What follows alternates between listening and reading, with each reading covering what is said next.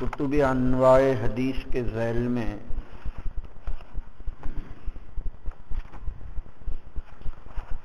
تقریباً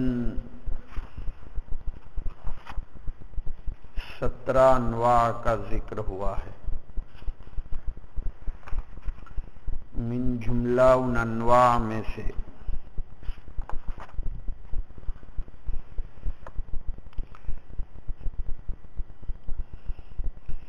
ایک نو اربعینات بھی کہلاتی ہے۔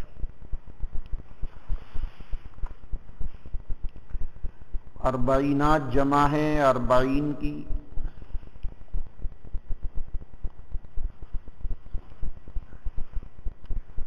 ہر وہ کتاب جس میں 40 احادیث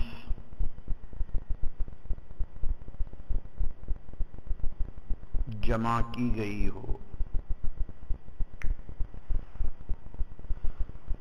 ایسی کتابوں کو عربی میں اربعینہ، فارسی میں 40 حدیث، گجراتی میں 40 حدیث کے عنوان سے کتابیں لکھی جاتی ہے۔ یہ حقیقت میں ایک روایت پر عمل ہے جس کی تخریج ولی الدین خطیب تبریزی نے مشکات المصابیح کے صفحہ 36 کے اوپر فرمائی۔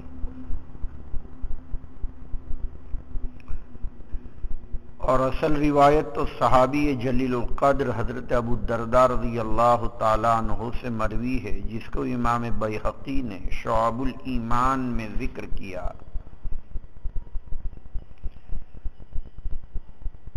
وہ روایت ہے سئل رسول اللہ صلی اللہ علیہ وسلم ما حد العلم الذي اذا بلغه الرجل كان فقيها، کیا مقدار علم ہے اس شخص کے لیے جس مقدار تک وہ پہنچ جائے تو اس کو فقیہ کہا جائے۔ سئل رسول اللہ صلی اللہ علیہ وسلم ما حد العلم الذي اذا بلغه الرجل كان فقيها، قال رسول الله صلى الله عليه وسلم من حفظ على امتي 40 حديثا في امر دينها بعثه الله فقيها وكنت له يوم القيامة شافعا وشهيدا۔ آپ صلی اللہ علیہ وسلم نے فرمایا کہ جو شخص میری امت کے لیے ایسی 40 حدیثیں دینی معاملے کی یاد کر لے تو اللہ تعالیٰ اس کو حشر میں فقیہ اٹھائیں گے اور قیامت کے دن میں اس کی سفارش کرنے والا اور گواہ ہوں گا۔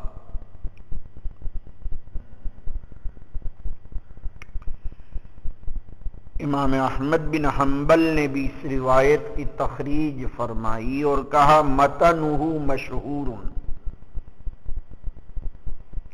سند پر لوگوں نے ضرور کلام کیا ہے لیکن حسن لغیرہ ہی قرار دیا اس روایت کو۔ روایت حضرت ابو الدرداء کے علاوہ حضرت علی، حضرت عبداللہ بن عمر، حضرت انس، حضرت ابو ہریرہ، حضرت عبداللہ بن مسعود، حضرت معاذ بن جبل، حضرت عبداللہ بن عباس، حضرت ابو سعید خدری رضی اللہ تعالی عنہ، تقریباً جماعت صحابہ میں 9 صحابہ سے یہ روایت مروی۔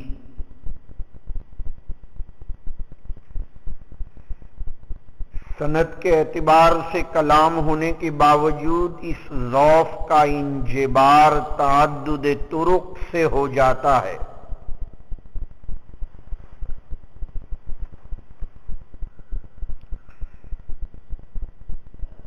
ایک روایت میں ہے من حفظ علی امتی 40 حدیثا فی امر دینها دخل من ای ابواب الجنہ، جو آدمی 40 حدیثوں کو یاد کر لیتا ہے اس کو جنت میں چاہے جس دروازے سے داخل ہو اس کو اجازت مل جائے گی۔ اور بھی الفاظ سے یہ حدیث مروی ہے۔ مستقل علماء نے اس روایت کے طرق متعددہ کو مستقل کتاب میں جمع فرمایا۔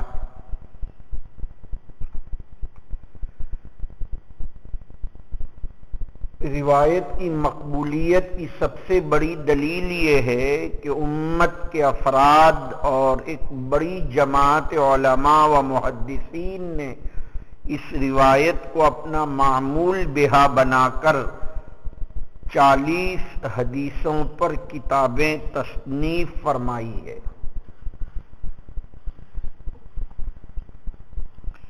البتہ من حفظ علی امتی کے متعلق دو معنی علماء نے بیان کیے۔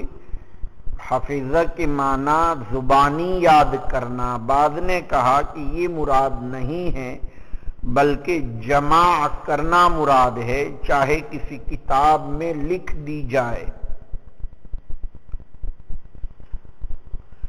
سب سے پہلے اس روایت پر عمل کیا ہے حضرت عبداللہ ابن مبارک نے۔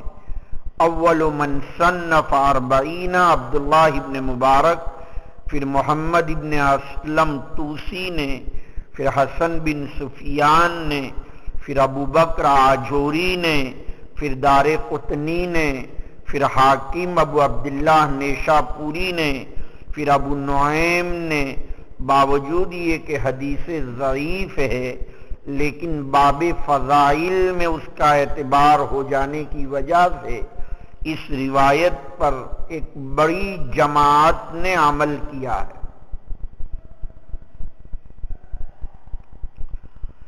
سب سے زیادہ مشہور اس باب میں جو روایت مل رہی ہے، جو کتاب مل رہی ہے، وہ امام نووی کا 40 بین الناس بہت ہی مشہور ہے۔ آپ کے مکتبہ جامعہ میں 40 نووی کی متعدد شروح بھی موجود ہے، اگرچہ وہاں 40 نہیں 42 روایات ہے۔ حافظ ابن حجر عسقلانی نے ایک ایسا 40 لکھا، ایسی 40 روایات جمع کی کہ جس میں بخاری کے سند نازل اور مسلم کی سند عالی، مثلا بخاری کی سند میں 5 واسطے اور مسلم کی سند میں 4 واسطے، ایسی 40 حدیثیں حافظ نے بھی ذکر کی۔ جمال الدین حنفی نے 40 حدیثیں ایسی جمع فرمائی جو فقہائے حنفیہ جس کے راوی ہیں۔ علامہ زین الدین عراقی نے ایسا 40 لکھا کہ 40 حدیثوں کو 40 شہروں میں سنا۔ اسی طریقے سے علامہ ابو طاہر سلفی نے ایسی 40 روایات جمع کی کہ 40 حدیثیں 40 مشائخ سے 40 شہروں میں سنا ہے۔ علامہ ابن عساکر دمشقی نے ایسی 40 حدیثیں لکھی جو 40 اساتذہ، 40 شہروں اور 40 صحابہ سے مروی ہے۔ ابن حجر مکی نے ایسی 40 روایات جمع کی جس میں انصاف کے متعلق مضمون ہے۔ حضرت شاہ ولی اللہ محدث دہلوی کی 40 جو آپ کے جامعہ میں سب سے پہلے دن پڑھائی گئی اور محدث کبیر مولانا حبیب الرحمن اعظمی 1985 میں یا 86 میں تشریف لائے تھے ماتلی والا دارالعلوم میں بخاری ختم کرانے کے لیے۔ آپ کے یہاں کوئی عمارت نہیں تھی، باہر پلنگ بچھا دیے گئے تھے اور حضرت مولانا کو دعوت دی تھی۔ مولانا نے 40 چہل حدیث شاہ ولی اللہ محدث دہلوی کی مجتبہ کی جماعت کو پڑھایا تھا۔ یہ وہ شاہ ولی اللہ جس میں مبتدا اور خبر کلمات وجیزہ پر مشتمل یہ اربعینہ ہے۔ علامہ ابو سعید کیکلدی نے اعمال المتقین کے مضمون پر 40 حدیثیں، فضائل علم پر، فضائل قرآن پر مولانا زکریا صاحب کی 40 حدیث کو آپ فضائل اعمال میں پڑھتے ہیں۔ 40 روایتیں جہاد کے متعلق بعض حضرات نے جمع کی ہے۔ اس طریقے سے ہر ایک نے اپنے اپنے ذوق کے اعتبار سے 40 روایات کو جمع فرمایا۔ عرض یہ کر رہا تھا اور بھی تفصیلات دیکھی جا سکتی ہے۔ 40 نوویہ کی کسی شرح کی شروع میں بہت لمبا چوڑا مضمون 40 کے تعارف پر موجود ہے، جو گزشتہ سال کے بیان میں کسی کاپی میں ہوگا، اس سے پہلے کے بیان میں نہیں ہے تقریر میں۔ اس کے بعد ایک 9 یعنی 18ویں تو 19واں نمبر شرح الآثار، جس کو علم مختلف الحدیث بھی کہتے ہیں، جس کا مطلب یہ ہے کہ دو روایتوں میں تعارض ہے، اس میں تطبیق دی جائے۔ مثلا ایک میں روایت میں رفع یدین، دوسرے میں عدم رفع۔ ایک روایت میں یہ ہے کہ پانی ناپاک ہو جاتا ہے، قلتین۔ ایک روایت میں یہ ہے لا یبولن احدکم فی الماء الدائم، معلوم ہوا پانی ناپاک ہو جاتا ہے۔ بعض روایات میں الماء طہور لا ینجسہ شیء، پانی ناپاک نہیں ہوتا۔ بعض روایات سے معلوم ہوتا ہے آگ پر پکی ہوئی چیز کے کھانے سے وضو ٹوٹتا ہے۔ بعض سے ترک الوضو من ماسۃ النار معلوم ہوتا ہے۔ بعض سے آمین بالسر، بعض سے آمین بالجہر، بعض سے قرات خلف الامام، بعض سے عدم قرات خلف الامام۔ یہ جو روایات میں تعارض ہے، اس میں تطبیق و توفیق کی جو مصنفین کوشش کرتے ہیں، اس کو کہا جاتا ہے فن مختلف الحدیث، اور اسی کو شرح الآثار بھی کہتے ہیں۔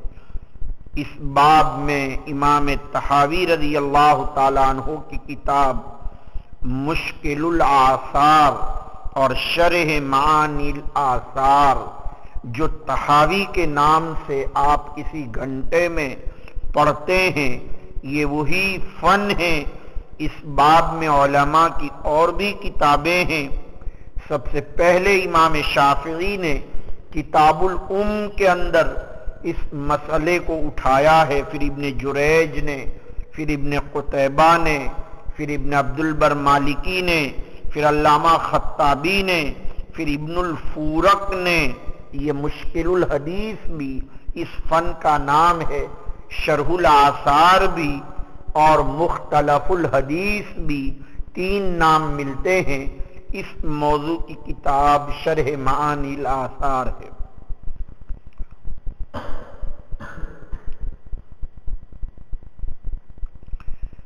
19 ہو چکی تقریباً، 20ویں 9 اسباب الورود۔ اسباب الورود کا مطلب کیا ہے؟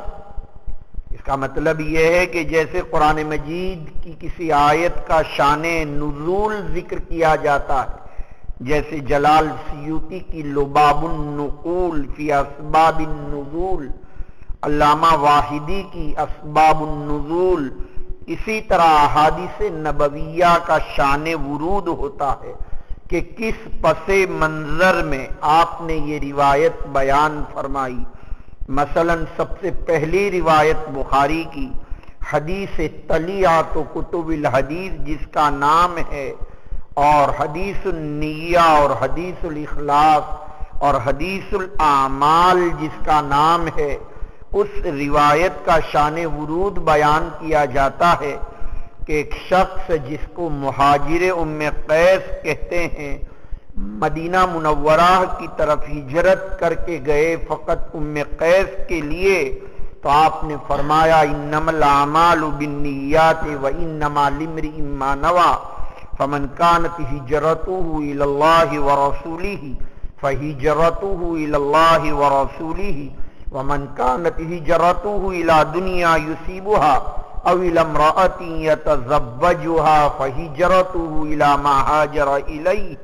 یہ روایت آپ نے اسی پس منظر میں بیان فرمائی جیسا کہ زبیر ابن بکار نے کہا ہے، اگرچہ علماء کو اس پر تھوڑا اعتراض ہے.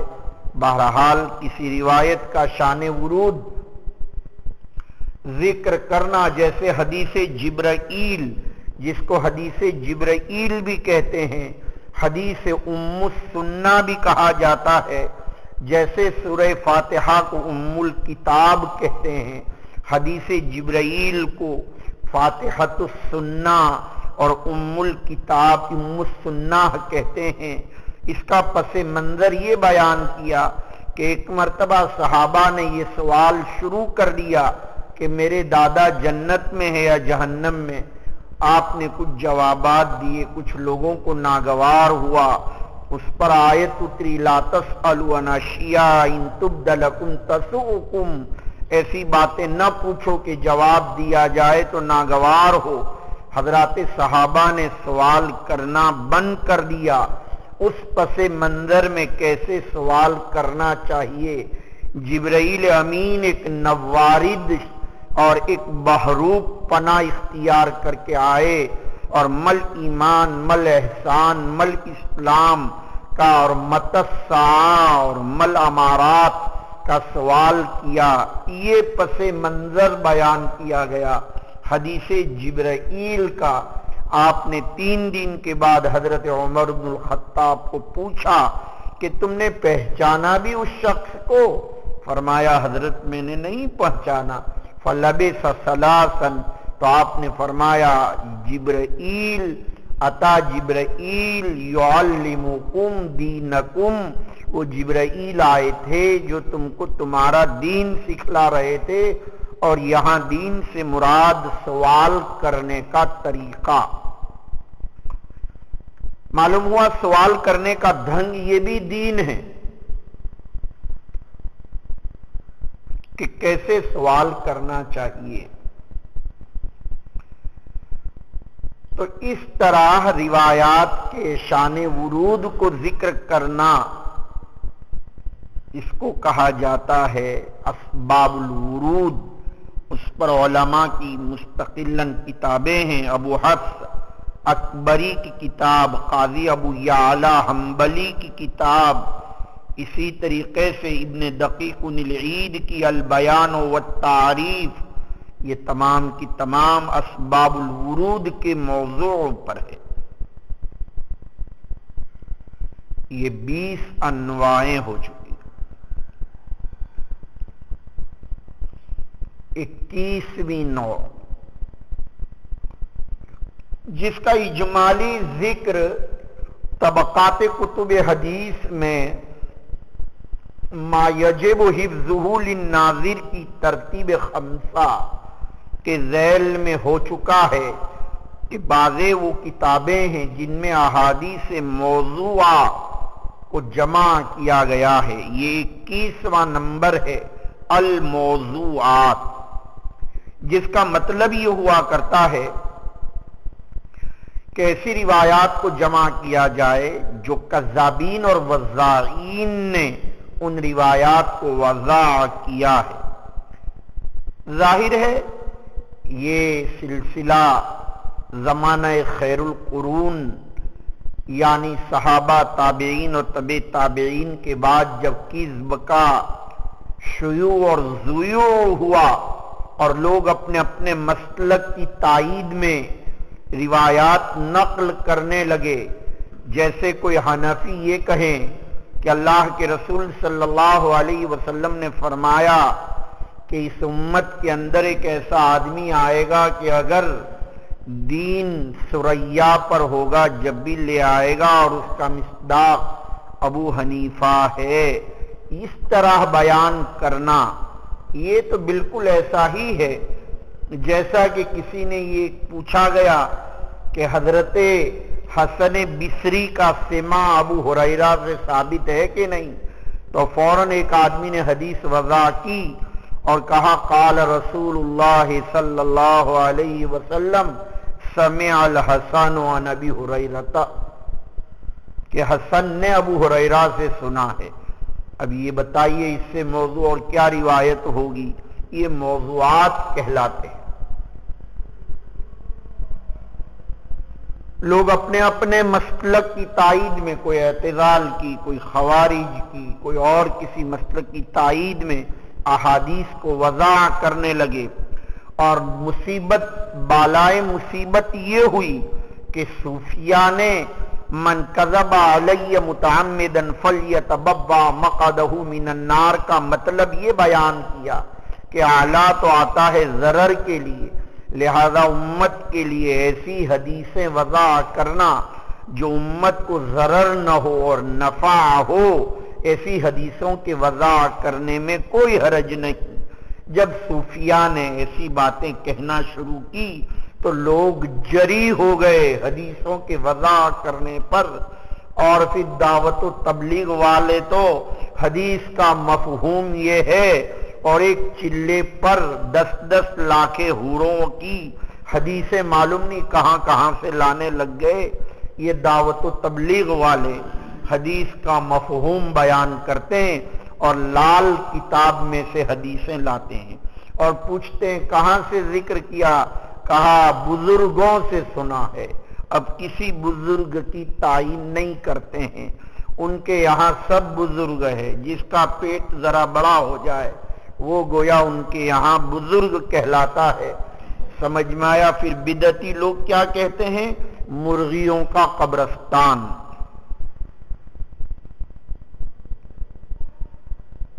تو جہاں سے چاہے حدیث وضع کر لیتے ہیں۔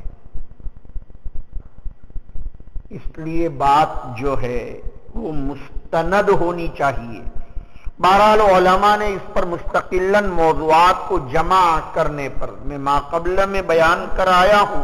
یہ حدیثیں وہ ہے فَإِن كُنْتَ لَا تَدْرِي فَتِلْكَ مُصِيبَةٌ فَإِن كُنْتَ تَدْرِي فَالْمُصِيبَةُ أَعْظَمُ۔ علماء نے فقط اس لیے یہ حدیثیں جمع کی تاکہ لوگوں کو متنبہ کیا جائے کہ یہ حدیثیں موضوعہ ہے۔ ان میں علامہ ابن الجوزی کی موضوعات، ملا علی قاری کی موضوعات کو بڑا شہرہ حاصل ہے۔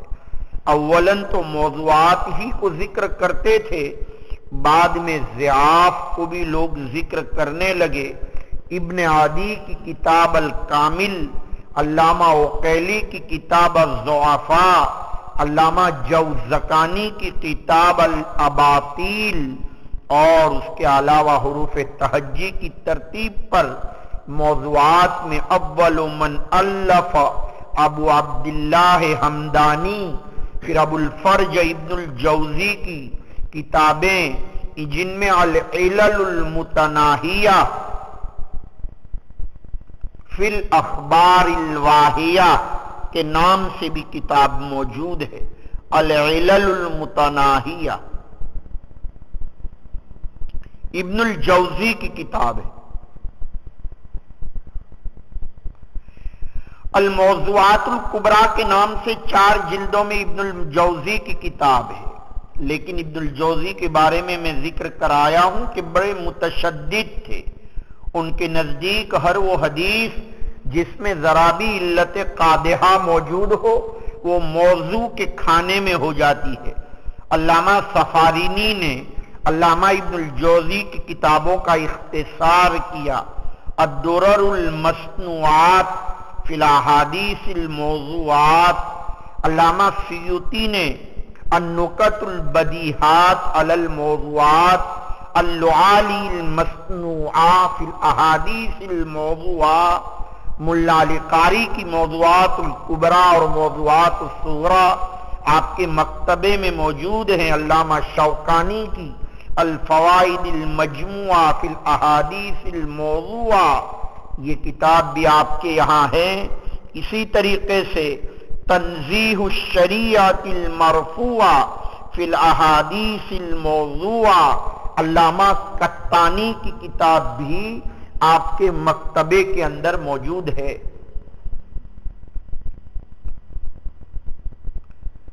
آخر میں تذکرۃ الموضوعات محدث طاہر پٹنی علیہ رحمہ کی، گجراتی عالم جن کا تعارف ماقبل میں ہندوستان میں علم الحدیث کیسے آیا، المغنی کے نام سے بھی ان کی کتاب فی ضبط اسماء الرجال میں، مولانا محدث طاہر پٹنی کی کتاب بھی جس میں 1780 موضوعات کا ذکر ہے۔ اس باب میں سب سے جامع اور مکمل کتاب علامہ ابو الحسن بن عراق الکنانی کی کتاب کو بڑا شہرہ حاصل ہے۔ بہرحال ابن الجوزی، جوزقانی، ابن عدی، سیوطی، ملا علی قاری، محدث طاہر پٹنی، ان سب حضرات کی کتابیں اس موضوع میں آتی ہے۔ تقریباً 21 انواع کا ہم نے ذکر کیا ہے۔ اس کے بعد ایک نوع ہے 22ویں، جس کا نام ہے الافراد۔ ایسی کتابیں جن میں ان مرویات کو جمع کیا جائے جو اساتذہ میں سے ایک ہی استاذ کے پاس ہو اور اس مصنف و مؤلف کے دوسرے اساتذہ کے پاس وہ روایات نہ ہوں۔ اس باب میں دار قطنی کی کتاب الافراد اور علامہ ابن شاہین کی کتاب الافراد بڑی مشہور ہے۔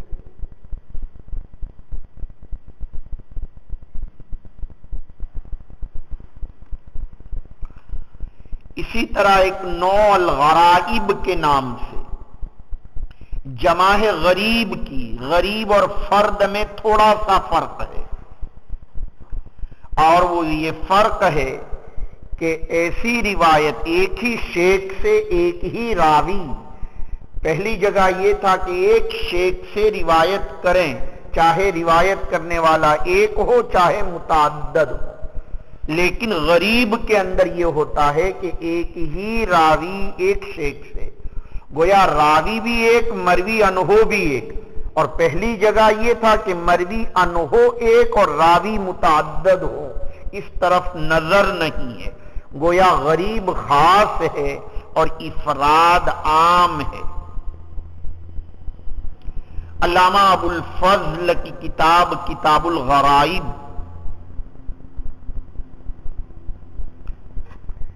لیکن یہاں یہ یاد رہے کہ ایک ہے غرابت الحدیث اور ایک ہے غریب المعنی، ان دونوں کے درمیان فرق ہے۔ ایک کا تعلق سند سے ہے اور ایک کا تعلق متن سے ہے۔ متن سے جس کا تعلق ہے وہ غریب المعنی ہے، اور سند سے جس کا تعلق ہے وہ غرابت الحدیث ہے۔ غرابت الحدیث کا مطلب تو یہ ہے کہ ایک راوی روایت کرے اپنے ایک مروی انہو سے، اور غرابت متن کے وہ معنی ہیں جو تلخیص المفتاح میں پڑھ کر آئے، مقلتم و حاجبم مزججا فاہمم و مرسنم مسرجا، کہ مسرجا کا ماخذ اشتقاق سیف سریجی ہے کہ السراج اللمعان کے معنی میں ہے۔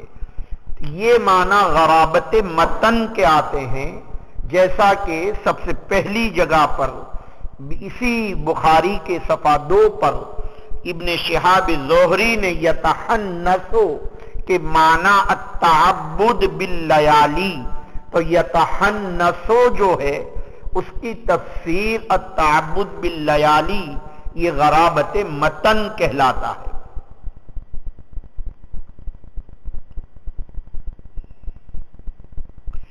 مثلا روایت الجار احق بثقبہ ہدایہ رابع میں ہے، علامہ اسمعی کہتے ہیں لا افسر، مجھے اس کے معنی معلوم نہیں ہے۔ احق الجار احق بثقبہ ای بشفاعتہ۔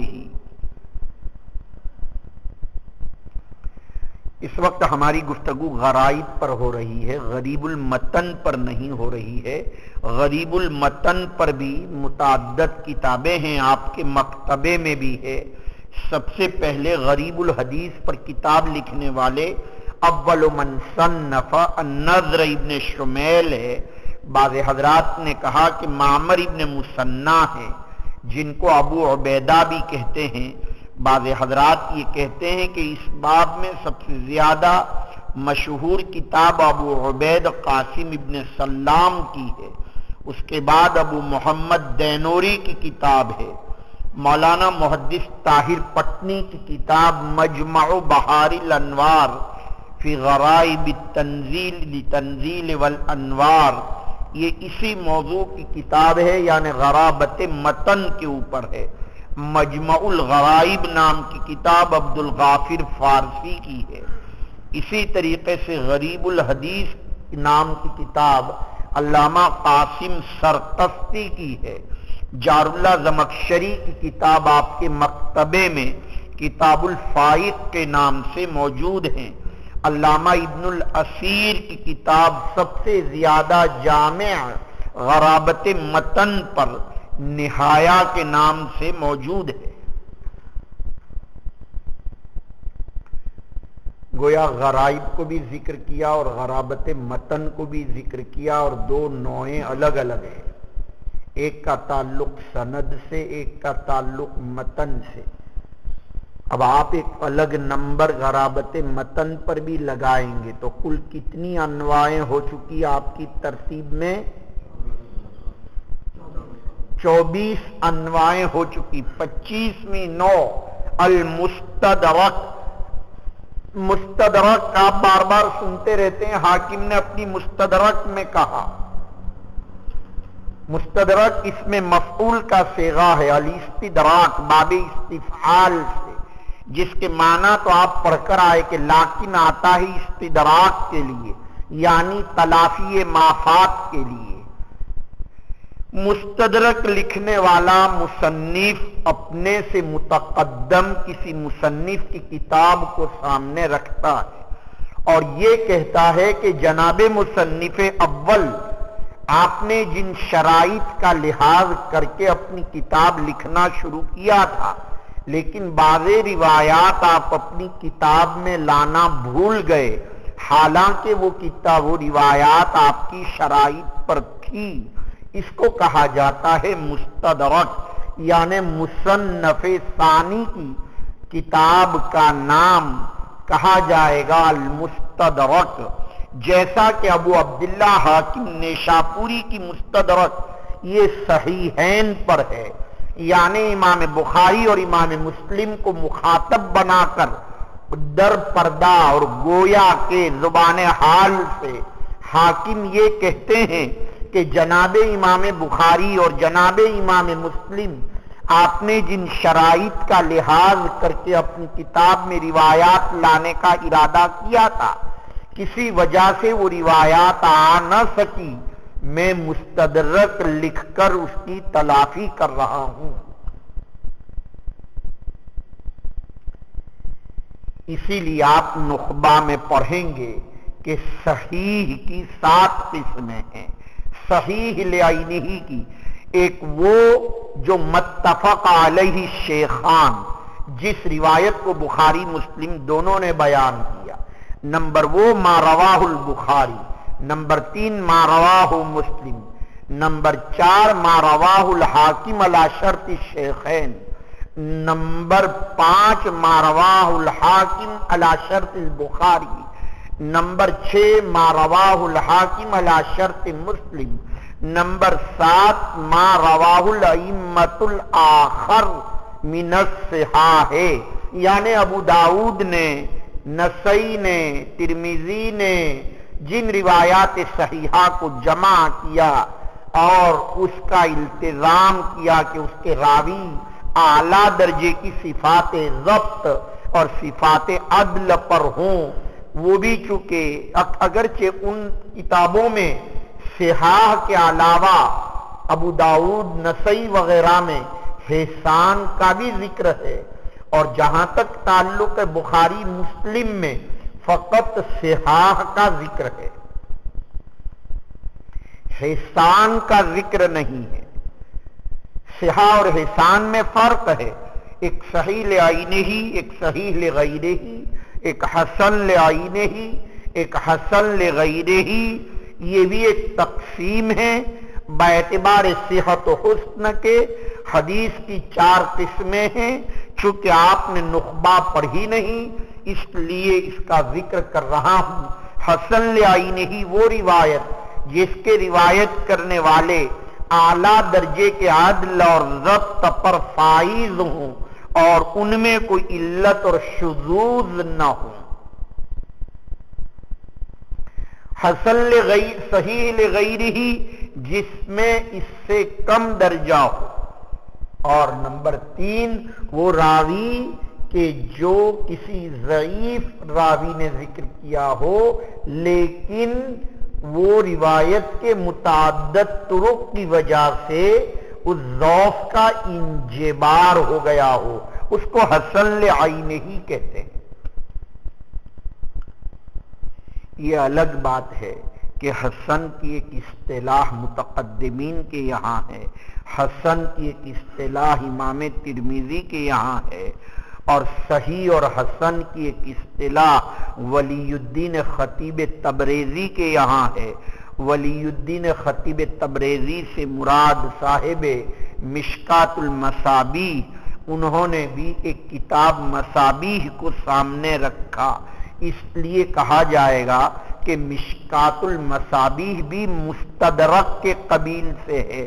گویا وہ حضرت مولانا بغوی کو مخاطب بناتے ہیں ولی الدین خطیب تبریزی کہ آپ کا ارادہ تھا مصابیح کے اندر ایسی روایات کو لانے کا فصل اول اور فصل ثانی میں، لیکن کچھ روایات آپ سے چھٹ گئی تو میں فصل ثالث کا اضافہ کرتا ہوں اور گویا تلافی مافات کرتا ہوں۔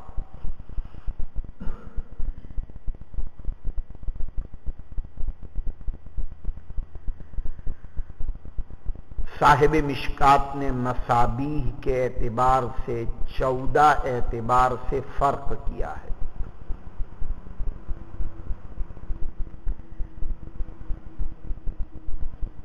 اس وقت جو ہے وقت کی تنگ دامنی اجازت نہیں دے رہی ہے، کبھی مشکات کا تذکرہ اصالتاً اگر آیا ما یتعلق بالکتاب کے ذیل میں تو ممکن ہے کہ وہاں یہ مضمون آ جائے مربوط ہو کر۔ بہرحال اس وقت تو ما یتعلق بالعلم چل رہا ہے، تو عرض یہ کر رہا تھا کہ فصل اول اور فصل ثانی یہ مصابیح میں ہے اور فصل ثالث یہ مشکات میں ہے، تو صاحب مشکات گویا صاحب مصابیح کو مخاطب بناتے ہیں کہ آپ کا ارادہ یہ تھا کہ میں فصل اول میں بخاری اور مسلم کی متفق علیہ یا فقط بخاری کی یا فقط مسلم کی روایات لاؤں گا، لیکن آپ سے معلوم نہیں بخاری مسلم کی متفق علیہ یا فقط بخاری یا فقط مسلم کی روایت کیوں چھوٹ گئی، لہذا میں فصل ثالث میں اضافہ کرتا ہوں۔ فصل اول اور فصل ثانی امام بغوی کی ہے اور فصل ثالث امام ولی الدین خطیب تبریزی کی ہے۔ فصل اول اور فصل ثانی کو مصابیح کہیں گے اور فصل ثالث کو آپ مشکات المصابیح کہیں گے۔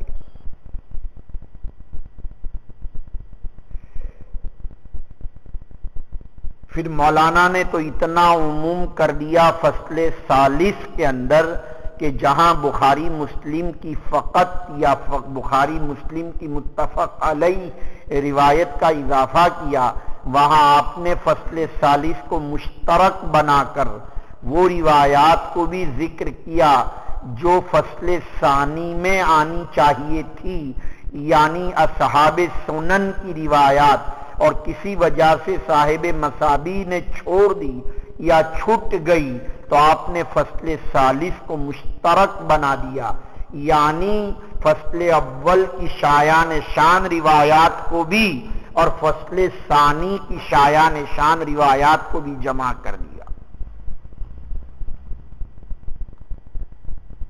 بلکہ مولانا نے اس سے بھی زیادہ عموم پیدا کر دیا کہ مولانا مصابیح والوں نے تو اول میں فقط مرفوعات کو بخاری مسلم کے اور ثانی میں فقط مرفوعات کو بخاری مسلم کے علاوہ یعنی اقوال النبی یا افعال النبی صلی اللہ علیہ وسلم کا التزام کیا.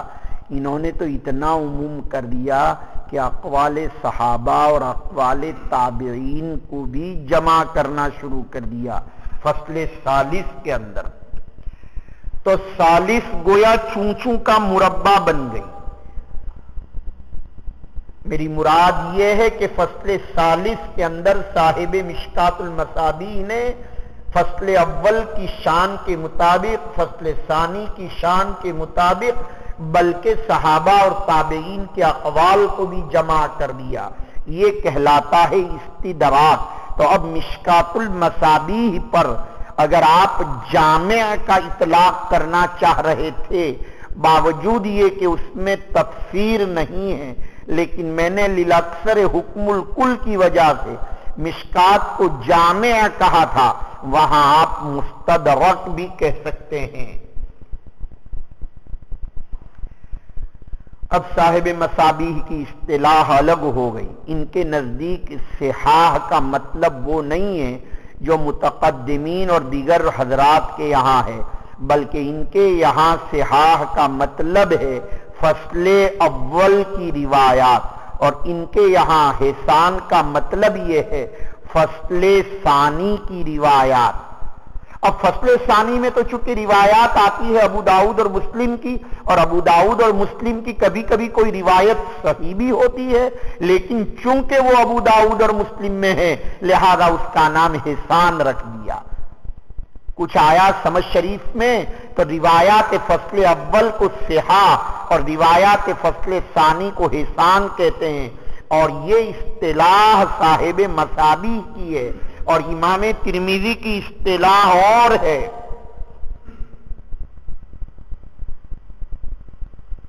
یہ بات اس لیے بھی ترمذی کی اصطلاح کے بارے میں کہی جا رہی ہے کہ ترمذی جب کسی روایت پر پہنچتے ہیں تو کہتے ہیں ھذا حدیث حسن صحیح. تو بہت بڑا اشکال یہ ہوتا ہے کہ آپ اس کو حسن بھی کہہ رہے ہیں اور آپ اس کو صحیح بھی کہہ رہے ہیں، اور صحیح اور حسن تو قسیمین ہیں. یہ تو ایسا ہو گیا جیسے کسی کلمے کو آپ کہیں اسم بھی ہے اور فعل بھی ہے، حالانکہ قسیمین میں تباین کی نسبت ہوتی ہے. جو اسم ہوتا ہے وہ فعل نہیں، جو فعل ہوتا ہے وہ اسم نہیں. جب ایک روایت کو صحیح کہا تو وہ حسن نہیں، جب حسن کہا تو صحیح نہیں. پھر امام ترمذی حسن بھی کہتے ہیں صحیح بھی کہتے ہیں. اس اشکال کے 16 جوابات ہیں. میرے پاس وقت کی تنگ دامنی ہے، لیکن اشارے ضرور کر دیتا ہوں، اور اشارے اس لیے کرتا ہوں کہ کوئی طالب صادق اور کوئی طالب مخلص اور کوئی طالب صاحب السعی المسلسل اگر دیکھنا چاہے اور مراجعات کرنا چاہے تو گویا ان 16 جوابات کی طرف مراجعات کر سکتا ہے. کسی زمانے میں بڑی تفصیل سے یہ مضمون روح الامین کو پڑھا چکا ہوں اور میری کسی کاپی کے اندر موجود ہوگا. 4 بجے اٹھاتا تھا روح الامین کو اور اصول الشاشی پڑھاتا تھا.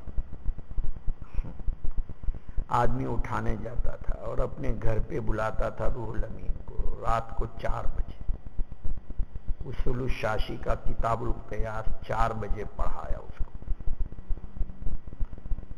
اب تم کو تو 4 بجے کیا دن کے 4 بجے پڑھانا مشکل ہے. سمجھ میں آیا؟ اب وہ شوق نہیں رہا مولانا.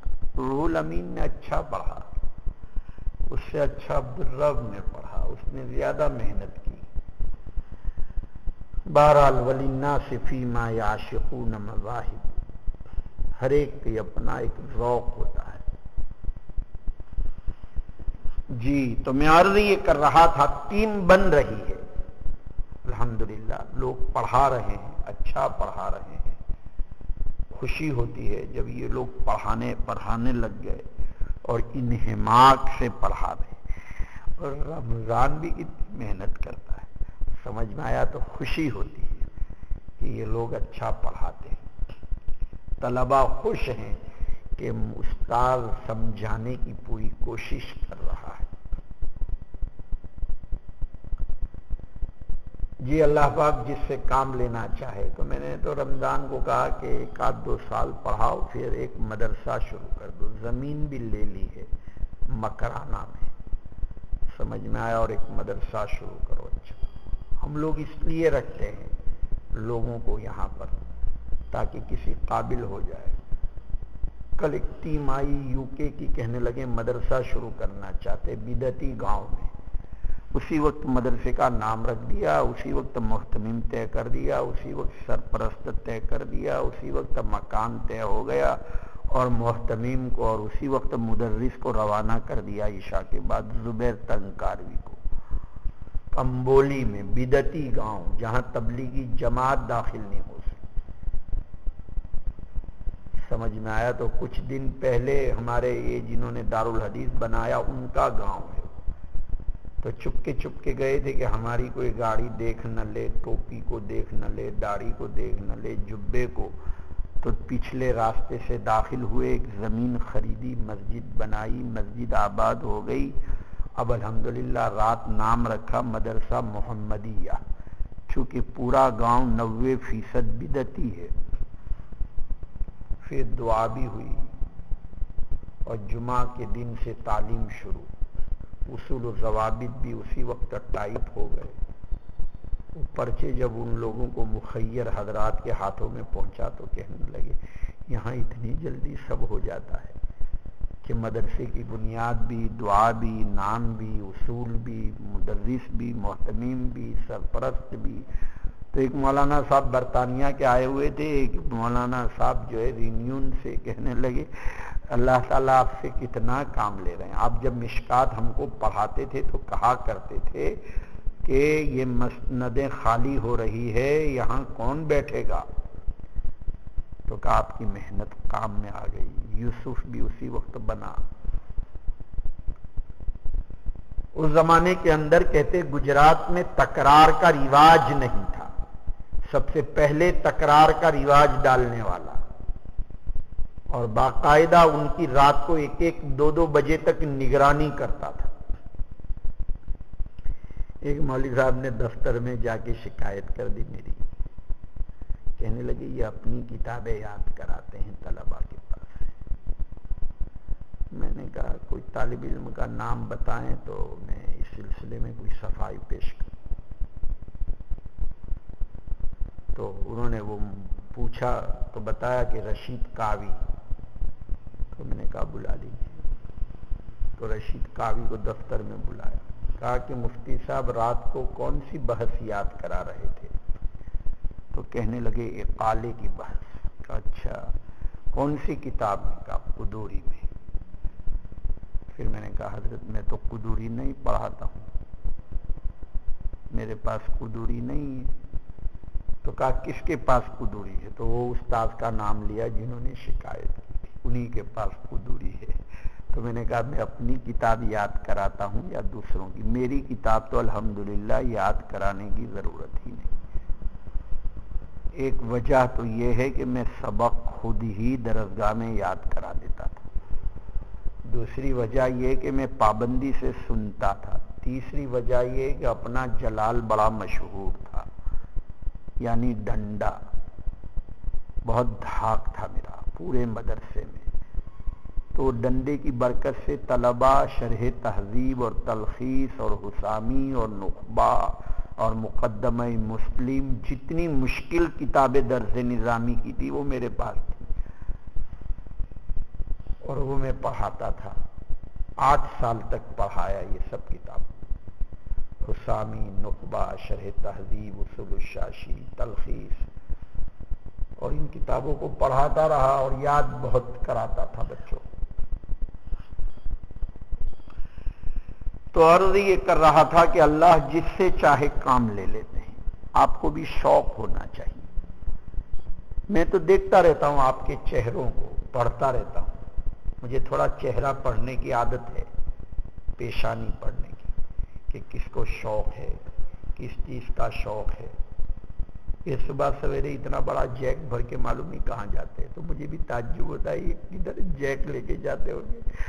کیسا پانی، 6 گھنٹے سبق پڑھایا، نہ گدا نہ تکیا، اور قعدے میں بیٹھتا تھا جیسے یہ مولانا کو ماشاءاللہ ہمیشہ دیکھتا ہوں. ممکن ہے دوسری درسگاہ میں بھی ایسے ہی بیٹھتا ہوں. سمجھ میں آیا تو قعدے کے اندر جو ہے بیٹھ جاتا تھا. نہ لائٹ، نہ پنکھا، نہ یہ کچھ. اپنی کتاب کسی کو ہاتھ نہیں لگانے دیتا تھا، خود ہی سینے سے لگا کر جرب بالکل تیز. سمجھ میں آیا. اور طلبہ سے پہلے درسگاہ میں پہنچا. پہلے گھنٹے میں شرع وقایا تھی، آدھا گھنٹہ پہلے. 7 بجے مدرسہ شروع، 6:30 بجے درسگاہ میں. اور طلبہ دوڑتے ہوئے آتے تھے درسگاہ. اور مغرب کی نماز کے بعد کھڑا ہو جاتا تھا مسجد کے دروازے کے اوپر. ذرا دیر ہوئی پھٹافٹ لگاتا تھا. سمجھ میں آیا تو سیدھے دوڑ کے یاد کرتے تھے. اب تو ہم نکمے ہو گئے، جب سے محتمیم بن گئے نکمے ہو گئے. کیوں؟ اب ناراضگی کے اگر کسی کا موبائل لے لیا تو وہ روئے گا، چلا جائے گا. سمجھ میں آیا. مولانا عتیق کو کچھ کہہ دیا تو آئیں گے نہیں. اب یہ سب بیماری ہو رہی. بات سمجھ رہے ہیں نا. اور لوگ پھر کہتے ہیں تشدد ہے. تشدد نہیں ہے، شفقت ہے. مستقل رسالے لکھتے ہیں، مستقل اس تشدد پر علماء نے کتابیں لکھ ڈالی. سمجھ میں آیا. اور ان کو بیچاروں کو پتا نہیں کہ تم جو کہہ رہے ہو. وہ یہ کہتے ہیں نہیں، ہماری ذمہ داری فقط وما علینا الا البلاغ. ان کو کچھ پتا ہی نہیں وما علینا الا البلاغ کے بعد جہاد بھی کیوں مشروع ہوا. وہاں بھی الا البلاغ تو ہو ہی چکا تھا. وما علینا الا البلاغ کے بعد 7 سال 10 سال کے بچے کو مارنے کو کیوں کہا. سمجھ میں. اور وما علینا الا البلاغ کا مطلب کیا سمجھے آپ؟ اس کا مطلب تو آپ کی تسلی کے لیے تھا. سمجھ میں آیا کہ آپ جو اپنے آپ کو اوپر گرانا چاہتے تھے، اوپر سے نیچے تک. سمجھ میں آیا. اور یہ ہے کہ وہ تو متشدد لوگوں کے لیے. بہرحال وہ کتابیں جو تصنیفات ابو محمد رامہ ہرمزی کی کتاب رکھی ہوئی ہے، فصلوں کی فصلیں آپ پڑھتے چلے جائیے. شروع میں کہ استاد کو کتنی سختی کرنی چاہیے اپنے طلباء پر مستقلاً، اور کس طرح سختی کیا کرتے تھے. اور یہ تو شفقت کی وجہ سے. سمجھ میں آیا. اور وما علینا الا البلاغ میں آپ نے کیا کیا؟ ہم نے خود اپنی نظروں سے دیکھا. اب درسگاہوں میں آ کر آپ نے پڑھایا نہیں. بڑے بڑے ہدیے دیے ہم نے، بڑے بڑے جو ہے کوئی کمی باقی نہیں رکھی. جو بات پیش کی فوراً اس کو اٹھا لیا. زبان سے نکلنے سے پہلے بہت دنوں سے جی چاہ رہا عمرہ کرنے کا. آپ نے کہا آپ بالکل اسی ہفتے میں عمرہ کرائیے. اسی وقت فون کیا، عمرہ کرا دیا. سمجھ میں آیا. اور جی چاہا تھا کہ خوب کام کریں گے، عمرہ کراؤں گا، یہ کراؤں گا، وہ کراؤں گا. درسگاہوں میں نہ آنا، آدھے آدھے گھنٹے تک آ کر بیٹھے رہنا. کہاں بلا ہوا؟ بالفرض پٹائی نہ بھی کریں تو بلاغ کا تحقق کہاں ہوا؟ بہرحال الخیر فیما وقع. اصل تو یہ عرض کرنا ہے کہ جب تک آپ بنائیں گے نہیں، فکر نہیں کریں گے، اس وقت تک. 2 چیزیں الگ. پھر کیوں کہا حدیث میں امر بالمعروف و نہی عن المنکر کے باب میں کہ اگر ہو سکے تو زبان سے، اور ہو سکے تو ہاتھ سے روکیں، ورنہ بھی زبان سے، اور یہ بھی نہ ہو تو اضعف الایمان پر عمل کریں. وہ کس لیے ہے؟ وہ روایات اوجل ہو گئی. اس لیے طلباء کی کڑی نگرانی کیجیے. ہمارے یہاں وہی مدرس کامیاب ہوتا ہے جو طلباء کی باز پرس کرتا ہے. جو طالب علم جو ہے، جو استاد خوب اچھی طریقے سے طلباء کی پیچھے پڑا رہتا ہے، اس کو ترقی جلدی ملتی ہے. اور جو اچھی طریقے سے توجہ نہیں دیتا وہ جلدی روانہ ہو جاتا ہے ادھر سے.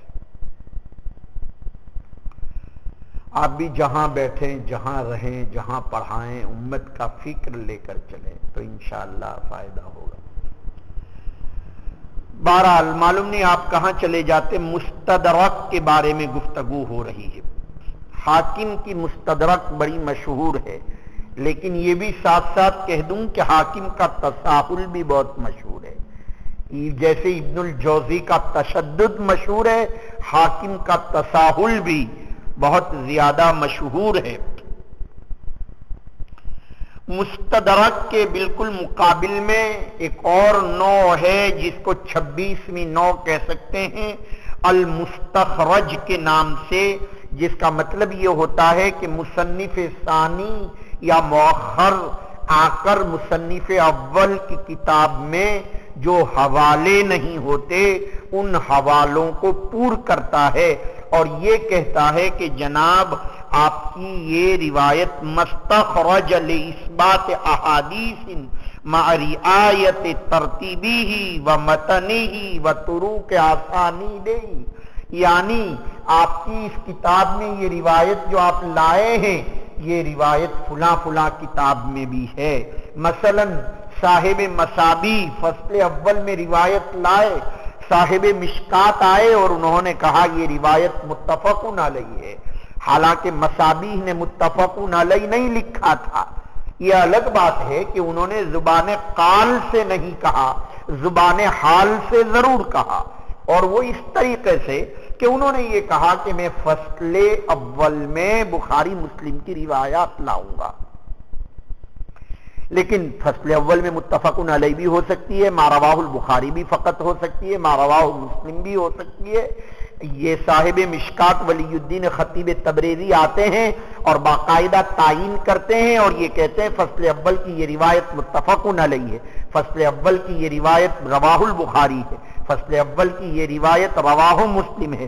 یہ حوالوں کو پور کیا ولی الدین خطیب تبریزی نے، اور صاحب مشکات نے پور نہیں کیا، حتیٰ کہ صاحب مشکات نے تو صحابی کی بھی، صاحب مصابیح نے پور نہیں کیا، حتیٰ کہ صاحب مصابیح نے تو راوی کا نام بھی نہیں لکھا تھا، وہاں تو فقط یہ تھا کہ قال رسول اللہ صلی اللہ علیہ وسلم انما الاعمال بالنیات، وہاں یہ نہیں تھا عمر بن الخطاب رضی اللہ تعالی عنہ۔ صاحب مشکات آئے، انہوں نے عمر بن الخطاب سے راوی کی تعین بھی کی اور نیچے آخر کے اندر رواہ متفق علیہ اور رواہ بخاری اور رواہ البیہقی اور 13 کتابوں کے حوالے سے صاحب مصابیح کی روایات کی تعین کی۔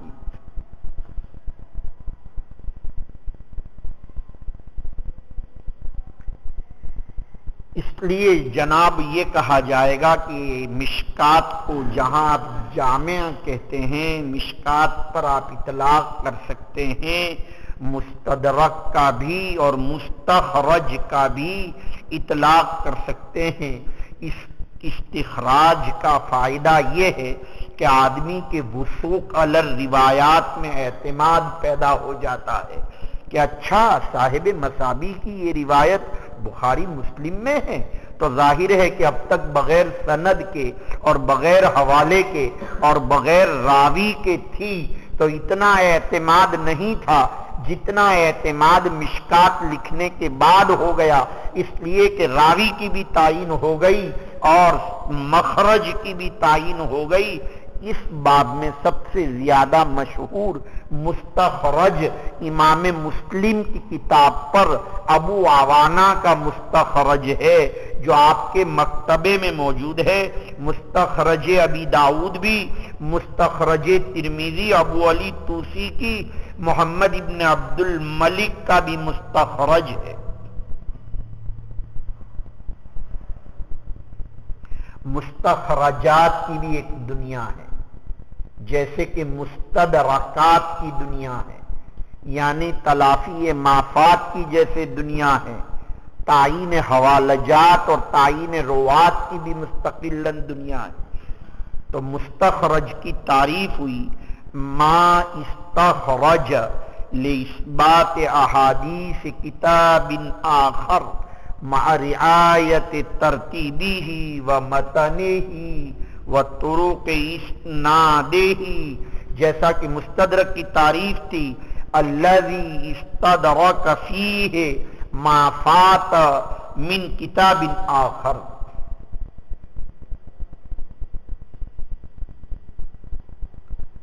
مستدرک مستخرج کے بعد ایک عنوان ہے علل۔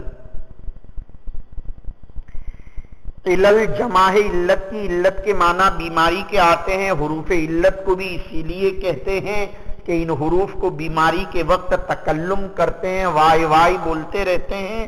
بہرحال یہاں علت کے معنی کسی متن کو ذکر کیا جائے اور اس کے طرق میں سے کسی ایسے طریق کو ذکر کیا جائے کہ جس میں کوئی علت قادحہ یا علت خفیہ موجود ہو۔ شیخ الاسلام ابن حجر کی کتاب الزہر المطلول فی الخبر المعلول، امام بخاری اور امام مسلم کی کتاب پر بھی کتاب العلل، امام دارقطنی کی کتاب العلل بہت مشہور ہے۔ اسی طرح ابو حاتم کی کتاب بھی کتاب العلل بہت مشہور ہے۔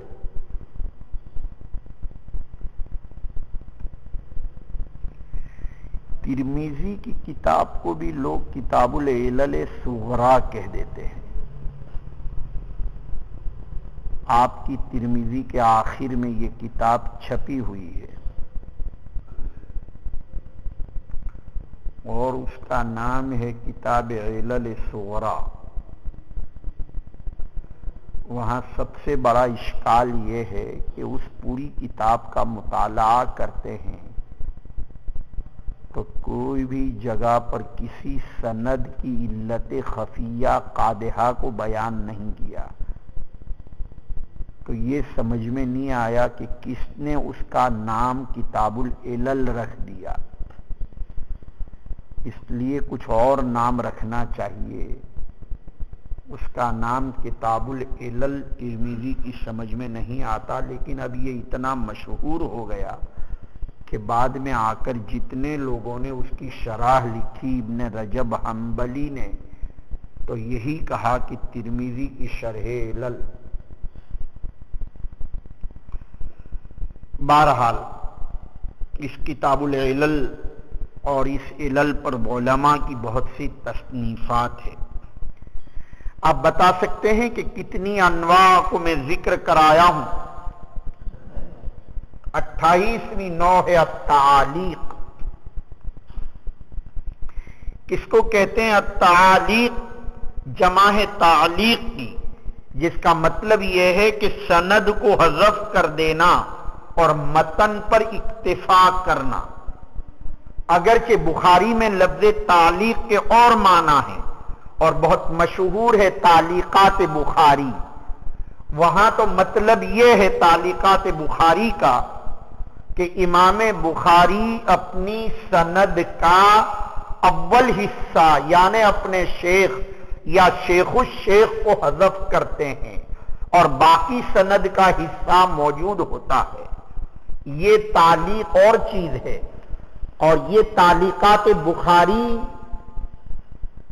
اگرچہ امام بخاری کسی جگہ اس طرح تعلیق ضرور پیش کرتے ہیں، لیکن دوسری جگہ اس کی سند متصل بعض تعلیقات پر ہوتی ہے، یعنی وہاں اپنے شیخ اور شیخ الشیخ کو ذکر کرتے ہیں۔ اور تعلیق کی مناسبت سے حدیث معلق آپ پڑھ کر آئے، باعتبار سقوط اور عدم سقوط کی حدیث کی ایک تقسیم ہے۔ ان میں سے ایک کا نام تو حدیث متصل یا مسند، جس کا مطلب یہ کہ ابتدا سے اول تک تمام روات موجود ہو،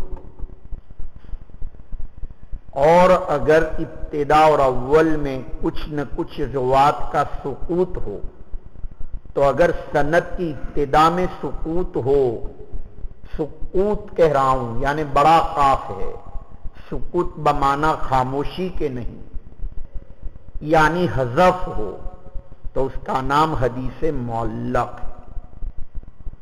حدیث معلق وہ حدیث جس کی ابتدائی سند محذوف ہو، حدیث مرسل وہ حدیث جس کی سند کا آخر حذف ہو۔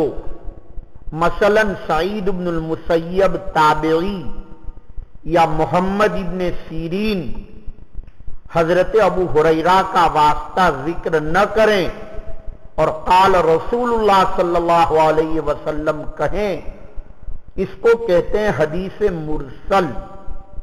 ارسال باب افعال سے، جس کے معنی چھوڑا ہوا، اور چھوڑا ہوا کا مطلب اس کا آخری واسطہ صحابی کا حذف کر دیا گیا، اس کو کہتے مرسل۔ جیسے معلق تعلیق سے، جس کے معنی لٹکانا، اور لٹکانے کا مطلب درمیان کے کچھ واسطے حذف کر کے اس کو لٹکا دیا، چونکہ سند کا ابتدا محذوف ہوتا ہے اس لیے معلق کہتے ہیں۔ تو ایک تو ہے متصل و مسند۔ متصل مسند میں تھوڑا فرق ہے۔ متصل حدیث مرفوع کے لیے ہی اطلاق ہوتا ہے۔ حدیث مرفوع متصل وہ حدیث جس کو راوی اپنی پوری سند کے ساتھ بغیر سقوط راوی کے ذکر کرے، اور مسند عام ہے۔ مسند کا مطلب یہ ہے کہ ہر وہ راوی جو اپنی روایت کو، چاہے وہ مرفوع ہو، چاہے وہ موقوف صحابی ہو، اور چاہے وہ مقطوع تابعی ہو، اس کو ذکر کرے اپنی پوری سند کے ساتھ، تو گویا مسند عام اور متصل یہ خاص۔ ارے کچھ سمجھ بھی رہے ہو اے صوفی صاحب؟ کیا سمجھے؟ متصل اس حدیث کو کہا جاتا ہے کہ راوی جو ہے اپنے تمام مرفوع متصل کے تمام، یعنی وہ جو کہ نبی کریم صلی اللہ علیہ وسلم کی طرف منسوب ہو۔ اور مسند میں یہ ضروری نہیں، ممکن ہے آپ صلی اللہ علیہ وسلم کا فرمود ہو، ممکن ہے تابعی کا ہو، ممکن ہے تبع تابعی کا ہو۔ تو تھوڑا سا فرق ہے مسند اور متصل۔ اور اس کے بالمقابل کون ہے؟ مقطوع۔ مقطوع اس کو کہتے ہیں جس کی سند میں سقوط ہو۔ اب سقوط ابتدا سے ہوگا، سقوط درمیان سے ہوگا، سقوط آخر سے ہوگا۔ پھر سقوط ابتدا سے ہو تو معلق، سقوط آخر سے ہو تو مرسل، سقوط درمیان سے ہو تو دو حال سے خالی نہیں۔ دو راوی کا سقوط الگ توالی ہوگا پیدر پہ، یا ایک راوی یا دو راوی کا بغیر توالی کے ہوگا۔ اگر تسلسل کے ساتھ دو راوی کا سقوط ہو اس کو معضل کہتے ہیں، اور معضل اعضال باب افعال سے، جس کے معنی کمزور ہونا، اور معضل میں بھی سقوط متوالی ایک سے زیادہ راوی کا ہوتا ہے، اس لیے وہ گویا بیماری کے بعد کی جو کمزوری ہے اس طرح کی وہ معضل روایات ہے۔ بیماری کے بعد جو آدمی کمزور ہو جاتا ہے، ایسی اونٹنی کو، بیمار ہونے کو، کمزور ہونے کو اعضال کہا جاتا ہے۔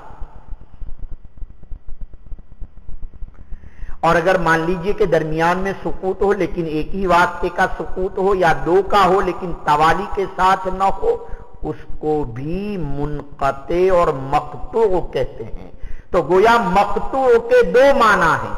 ایک مقطوع باعتبار عموم جو مقسم کے درجے کا ہے، یعنی لا بشرط شے کے درجے کا، اور ایک مقطوع قسم کے معنی میں ہے کہ جس کے درمیان میں سقوط ایک ہو یا سقوط متعدد جگہ سے ہو، چاہے ایک سے زائد ہو، یہ بے شرط شے کے درجے کا ہے۔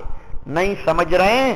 مقطوع کے دو معنی ہیں۔ مقسم کے معنی میں بھی اس وقت یہ متصل کے مقابل میں ہوگا، اور کبھی مقطوع معنی خاص میں اس وقت معلق معضل اور مرسل کے مقابل میں ہوگا، یعنی قسم کے درجے کا ہوگا۔ مولانا نخبہ پڑھا رہا، سمجھ شریف میں آیا، آپ تو یہاں کتاب بند کر کے پھر کھولتے نہیں، مجھے معلوم ہے، اور یہ کیوں نہیں کھولتے اس کی وجہ بھی معلوم ہے، نہیں سمجھے کیوں نہیں کھولتے معلوم ہے آپ کو، دراز کھٹتی، سمجھ میں آیا؟ یعنی آپ کو ہمت ہی نہیں اس کتاب کو کھولنے کی، اس لیے کہ طلبہ سب سے پہلے کون سی کتاب کا تکرار کراتے ہیں معلوم ہے؟ نور الاضاء کا، شرح وقایہ، سمجھ میں وہ شرح تہذیب جلدی نہیں کھولتے، تلخیص نہیں کھولتے، استعداد بنانے والی یہی کتاب ہے، شرح جامی نہیں کھولتے، سمجھ میں آیا؟ استعداد اسی سے بنتی ہے، اور استعداد نہیں بنی تو ہر میدان میں پھیل، پھر جس دن آپ کو کہیں گے کہ آج بیان ہوگا تو آپ یہ کہیں گے تھوڑی کھانسی بہت ہوئی، نزلہ ہو گیا، اور اس دن اس مسجد میں جائیں گے نہیں، کسی دوسری مسجد میں ہی جمعہ پڑھیں گے، سمجھ میں آیا نہیں؟ یا ہے کہ بہت تاخیر سے جائیں گے مسجد میں تاکہ کوئی بیان کرنے والا کھڑا ہو گیا اور پھر آپ کے سامنے جاہل آدمی بیان کر رہا ہوگا اور آپ سن رہے ہوں گے ماشاءاللہ، اور کیسے برداشت کر رہے ہوں گے واللہ عالم۔ کیوں نہیں تکرار کرتے؟ اس کتاب کا بھی تکرار کرو، کیا تھا تکرار، کیوں تکرار کر دیں؟ کل سے تکرار نہیں ہوگا تو آنے کا نہیں درسگاہ میں، سمجھ میں آیا؟ یہ جو سبق ہوتا ہے اس کا تکرار کرنے کا، تکرار نہیں ہوگا تو سبق میں نہیں آنے کا، پوچھوں گا میں، اس لیے سیدھے سیدھے تکرار کرو تو ترمذی بھی حل ہو جائے گی، ابو داؤد بھی حل ہوگی، اور تمہاری ترمذی ابو داؤد کا تکرار بھی میں سنتا رہتا ہوں، سمجھ میں آیا؟ اٹھ پٹانگ غیر مربوط بولتے رہتے ہیں، سمجھ میں آیا؟ یعنی یہ ہے کہ وہ چونکہ وہ بیٹھ کے لکھتے ہیں اور لکھنے کے بعد ذرا قبیل المغرب ذرا کاپی اٹھا کے دیکھتے ہیں اور پھر اس کو بولنا شروع کر دیتے ہیں، نہ کوئی مراجعات، سمجھ میں آیا؟ نہ کتاب کی مراجعات، میں تو باقاعدہ سبق پڑھاتا تھا، اور ایک طالب علم نہیں، اب تو 10 کو پڑھاتا ہوں، اس وقت 80 طلبہ میری تکرار میں بیٹھتے تھے، اب تکرار میں بیٹھنے والا کوئی بخاری پڑھاتا ہے، تکرار میں بیٹھنے والا رئیس بجنوری مظاہر میں بخاری پڑھاتا، سمجھ میں آیا؟ بزرگوں کی نسبت حاصل ہے،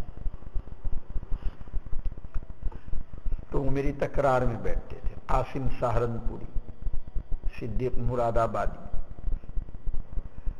نسیم بستوی، افتخار جراروی، نذیر جراروی، اب لوگ یہ بڑی بڑی کتابیں پڑھاتے ہیں، اب تم کو پڑھانا تو بہت آسان ہے، مطالعہ ہی نہیں کرنے کا، آ کے اٹھ پٹانگ بول دینے کا، کیا کوئی شوق ووق تو ہے نہیں تمہیں، لیکن ایک امید ہے، تھوڑی تھوڑی جھلک رہتی ہے کہ کوئی ایک طالب علم کو بھی مناسبت پیدا ہو جائے تو انشاءاللہ درسگاہ میں کچھ نہ کچھ فائدہ ہو سکتا ہے، اس لیے اتنی مایوسی بھی نہیں ہے اللہ کی رحمت سے، اس لیے کہ بعض لوگوں نے تو یہ سوچا ہے کہ اپنے کو کیا کرنے کا، وہاں جا کے مکتب میں بیٹھنے کا ہے، مکتب میں پڑھانے کا ہے، اور یہ ہے کہ اپنے کو امامت کرانے کی اور مکتب میں پڑھا، جیسے مولانا عارف صاحب رحمۃ اللہ علیہ، سمجھ میں آیا نہیں؟ مکتب میں جا کے بیٹھیں گے، پڑھائیں گے، اس کو بلاؤ ذرا، بلاؤ اس کو جلدی،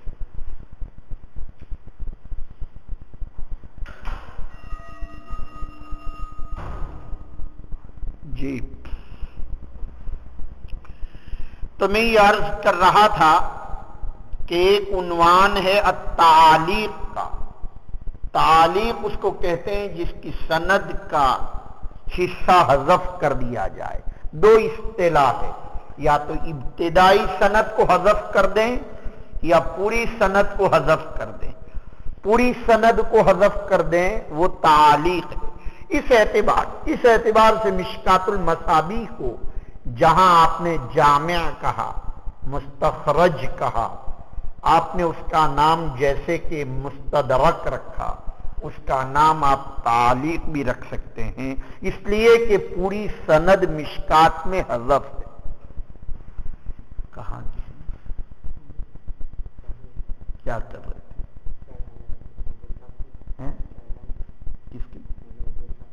ہاں اوپر کیا کر رہے تھے؟ بات آپ سمجھ رہے ہیں؟ التعالیق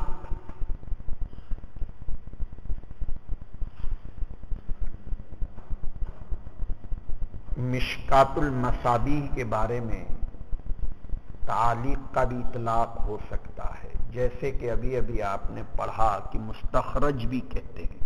البتہ یہ بات ضرور کہہ دوں کہ بعض حضرات نے یہ کہا کہ جہاں تک تعلق ہے بہت سی روایات تو مل گئی مجھے، صاحب مشکات کہتے ہیں مصابیح کی کتاب کے حوالے، لیکن کچھ روایات ایسی ہے کہ جس کا مجھے حوالہ مصابیح میں تو ہے، لیکن جن کتابوں کی میں نے مراجعات کی وہاں وہ روایت ملی نہیں.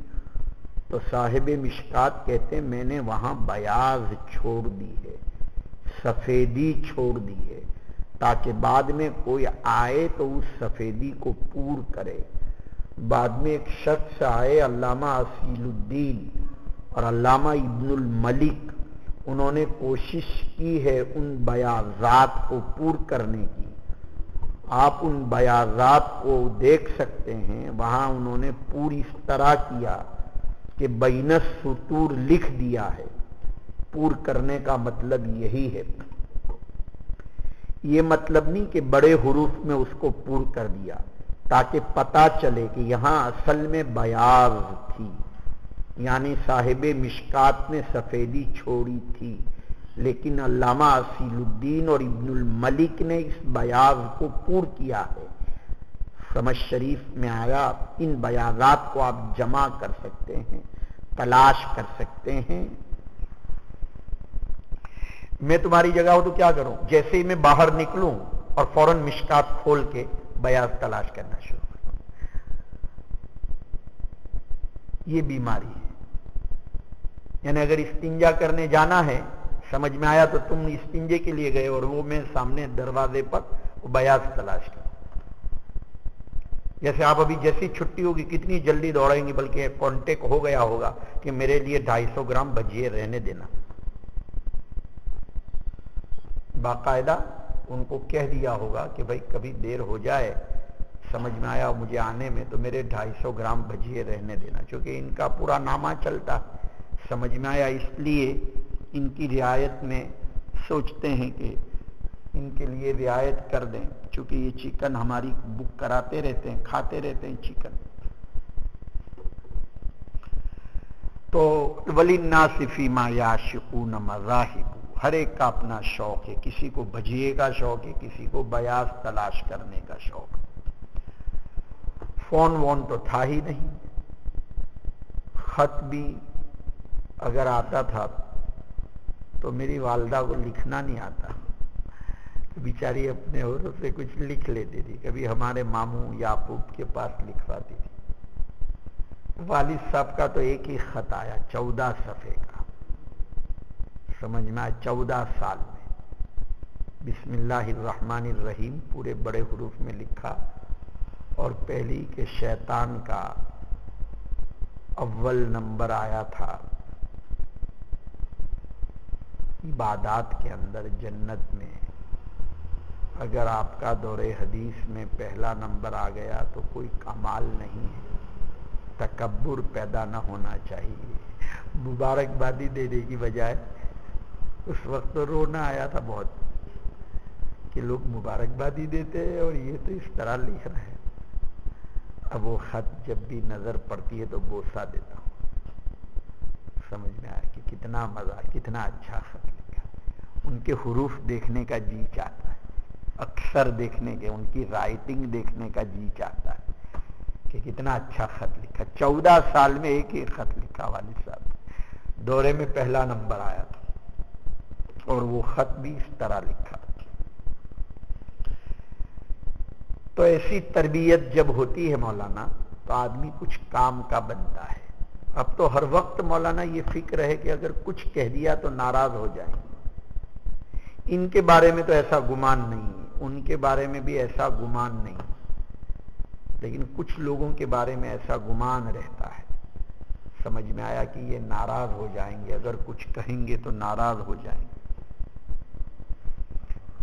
میں دیکھتا رہتا ہوں عارف بھائی کو، جب یہ چھوٹتے ہیں تو میں سوچتا ہوں کہ میرے سبق میں سے جب اتنی تربیتی باتیں ہوتی ہے تو غالب یہ ہے کہ تھوڑا جوش تو پیدا ہوتا ہوگا، لیکن میں دیکھتا ہوں کچھ نہیں، کوئی اثر نہیں ہوتا، کوئی ترتیب. میں صف اولیٰ کے لیے اتنا پوچھتا ہوں، میں دیکھتا ہوں اثر کے بعد چھوٹتے ہیں تو آہستہ آہستہ یہ ہے، سعد مراد آبادی ہے، سمجھ میں آیا، یہ لوگ اسی طرح آہستہ آہستہ. یہ نہیں کہ اب سبق چھوٹا ہے اب دوڑ کے جائیں گے، دوڑ کے جو ہے فوراً درسگاہ بند کریں گے، سمجھ میں، اور سیدھے مسجد میں جا کر صف اولیٰ کا اہتمام کریں گے. کوئی شوق نہیں. معلوم نہیں کیا وجہ ہے، کس لیے اتنی قساوت پیدا ہو گئی، خیال نہیں آتا. اور یہ ہے کہ بس سمجھا جاتا ہے ویسے ہی کہتے ہیں. پھر کیا ہوگا معلوم ہے؟ کل ایک مولانا کو فقط اس لیے نکال دیا کہ وہ 5 منٹ پہلے جماعت سے آ کر بیٹھے نہیں. تو میں نے کہہ دیا بھائی معافی مانگتا ہوں میں، اب انشاءاللہ یہ 5 منٹ پہلے آ کر بیٹھ جائیں گے. کہا ٹھیک ہے. پھر ان کو رکھ لیا، وہ نکال دیا متولی نے، عثمان بھائی نے ان کو نکال دیا، کہتے 5 منٹ پہلے آ کے بیٹھا کرو ادھر. تو ابھی تو اپنے استاذ کی نہیں مانیں گے، اور پھر پوری دنیا تمہاری متولی بن جائے گی اور جاہل لوگ تمہارے اوپر حکومت کریں گے، پھر تم کو اچھا لگے گا. ابھی استاذ کہتا ہے قرآن اور حدیث کی روشنی میں ترغیباً، وہ سمجھ میں نہیں آتا. سمجھ میں آیا؟ اس لیے بہت جلد جانا چاہیے مسجد میں بھی. یہ کیا تم کو کون اٹھانے آتا ہے؟ کتنا بھدا لگتا ہے. علوم نبوت کے پڑھنے والوں کو باقاعدہ اٹھانے کے لیے لوگ آتے ہیں. سمجھ میں آیا؟ کتنا بھدا لگتا ہے. کون اٹھاتا ہے؟ اس طرح اٹھایا تھوڑی جاتا ہے. تبلیغ میں جو اٹھاتے ہیں وہ تو تہجد کے لیے اٹھاتے ہیں، فرائض کے لیے تھوڑی اٹھاتے ہیں. سمجھ میں آیا؟ اور وہ تو اس لیے کہ نیند سے اٹھاتے ہیں. تم کو تو باقاعدہ نماز کے لیے بلانا پڑتا ہے. دونوں باتوں میں فرق. یہ ایک بے حسی ہے ہمارے ماحول کی، کیونکہ مال اس طرح کا آتا ہے غالباً اسی کی شقاوت ہوتی ہے، یہ قساوت اسی کی ہوتی ہے. تو میں عرض یہ کر رہا تھا کہ تعلیق ایک تو ہے سند کا ابتدائی حصہ جو امام بخاری کے یہاں ہے، اور ایک تعلیق کے معنی پوری کی پوری سند حذف کر دینا. یہاں میری مراد وہ تعلیق ہے جہاں پوری سند حذف کی گئی. اس موضوع پر تغلیق التعلیق نام کی ابن حجر اسقلانی کی کتاب بڑی عمدہ ہے کہ آپ نے تغلیق التعلیق کے اندر باقاعدہ ان تمام روایات کو جس کی سند کا ابتدائی حصہ حذف تھا جمع کر دیا، اور بغوی کی مصابیح کی تعلیق لکھی صاحب مشکات نے. اس کے بعد ایک عنوان ہے التراجم. تراجم کس کو کہتے ہیں؟ ایک تو الابواب والتراجم کے عنوان سے آپ کے زمانے میں جو کتابیں لکھی جا رہی ہے اس کا مطلب تو کچھ اور ہے. اس کا مطلب تو فقط یہ ہے کہ امام بخاری نے یا دوسرے ائمہ نے جو عناوین قائم کی، اور وہ تو بخاری کے علاوہ کسی دوسری کتاب پر ہے نہیں. الابواب والتراجم چونکہ بخاری ہی نے اپنی پوری تگودو تراجم میں قائم کی ہے. فقہ البخاری فی تراجم ہی، اس لیے اغراض ابواب یا اغراض تراجم لکھنے کے لیے مستقلاً محنت کی گئی. لیکن یہاں مراد التراجم سے یہ ہے کہ ایک زمانے میں یہ ادوار بھی گزرا ہے کہ عنوان قائم کیا گیا ذکر ما روے عن ابی بکر صدیق رضی اللہ تعالی عنہ، یا ذکر ما صحب ثبت الرسول اللہ صلی اللہ علیہ وسلم۔ حافظ صلاح الدین علائی متاخرین میں سے، ان کی اس موضوع پر کتاب ہے۔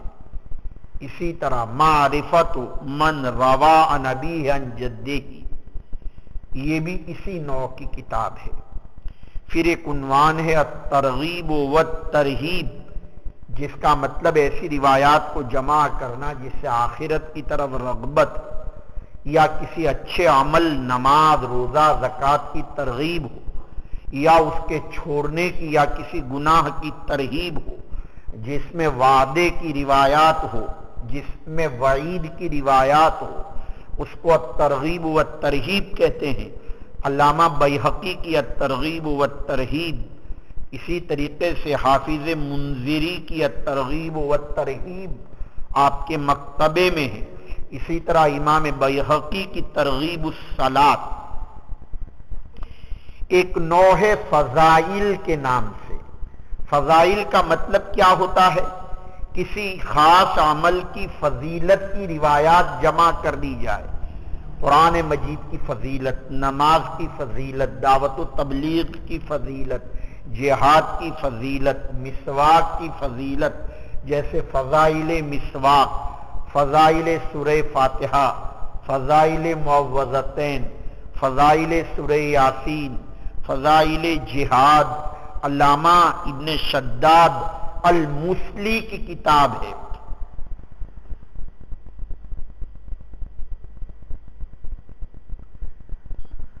اور آپ کے یہاں جو مولانا زکریا صاحب کی کتاب فضائل الاعمال،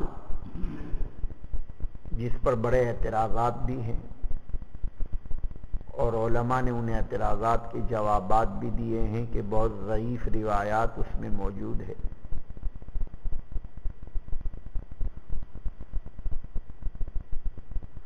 تو ظاہر ہے اس میں فضائل تبلیغ ہے، فضائل نماز ہے، فضائل روزہ ہے، فضائل صدقات ہے۔ اب ان سب کے مجموعے کو فضائل اعمال کہتے ہیں۔ کسی زمانے میں اس کتاب کا نام تبلیغی نصاب رکھا تھا، اچھا ہوا بدل دیا، تو ہمیں تو پسند نہیں تھا وہ نام، کسی سمجھدار آدمی نے پھر اس نام کو بدل دیا۔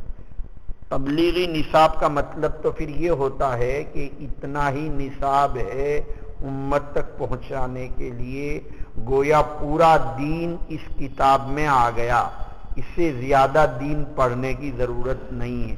جیسا کہ لوگ اشکال کرتے ہیں کہ یہ 6 نمبر میں دین کو محدود کر دیا، تو تبلیغی نصاب کا لفظ گویا اس انداز کا تھا۔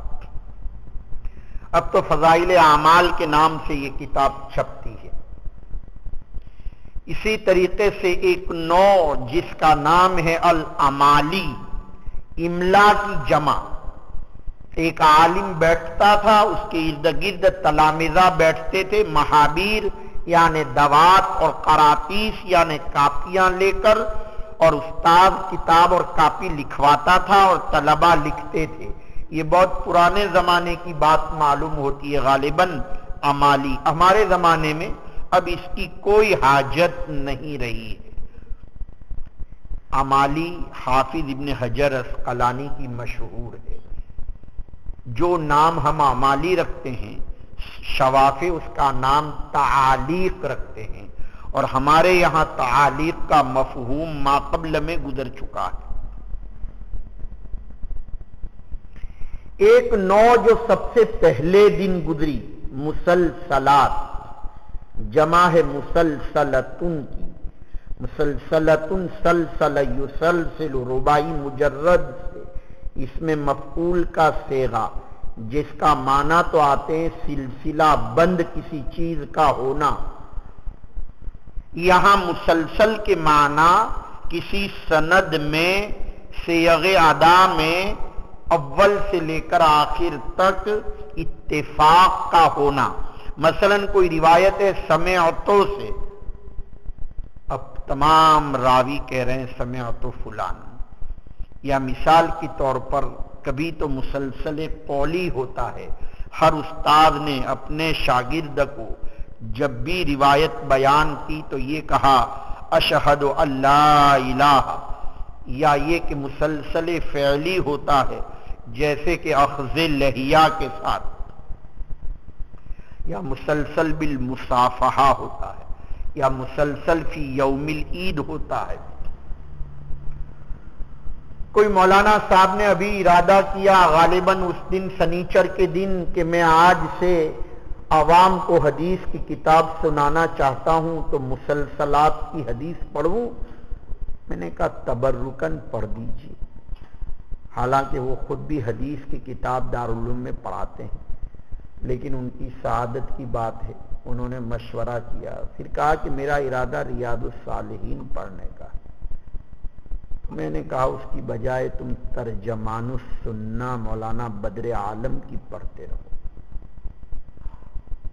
تو مسلسلات کو تو پہلے دن مسلسل بالاولیہ ارحموا من فی الارض یرحمکم من فی السماء، اور پوری سند متصل کی حضرت شاہ ولی اللہ محدث دہلوی کی کتاب مسلسلات کا ذکر کرتے ہوئے الفضل المبین فی المسلسل عن حدیث النبی الامین اور الدر السمین اور النوادر کے نام سے، ویسے آپ کے مکتبے میں مسلسلات کے نام سے اور بھی کتابیں ہیں۔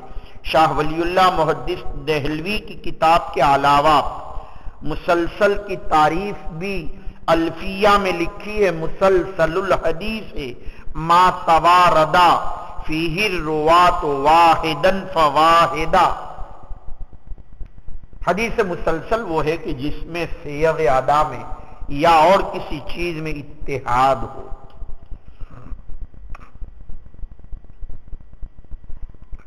اس کے بعد ایک نوع ہے التخاریج۔ تخاریج جمع ہے تخریج کی۔ تخریج کا مطلب یہ ہے کسی مصنف اول نے اپنی کتاب میں سندوں کو، اپنی کتاب میں متون کو ذکر کیا لیکن کہاں سے روایت لی اس کو ذکر نہیں کیا۔ آج کل اس نوع نے تو فن کی حیثیت حاصل کر لی ہے، اور عرب حضرات کے یہاں اس کا اتنا اہتمام ہے کہ طرق تخریج احادیث پر بہت کتابیں آ رہی ہیں۔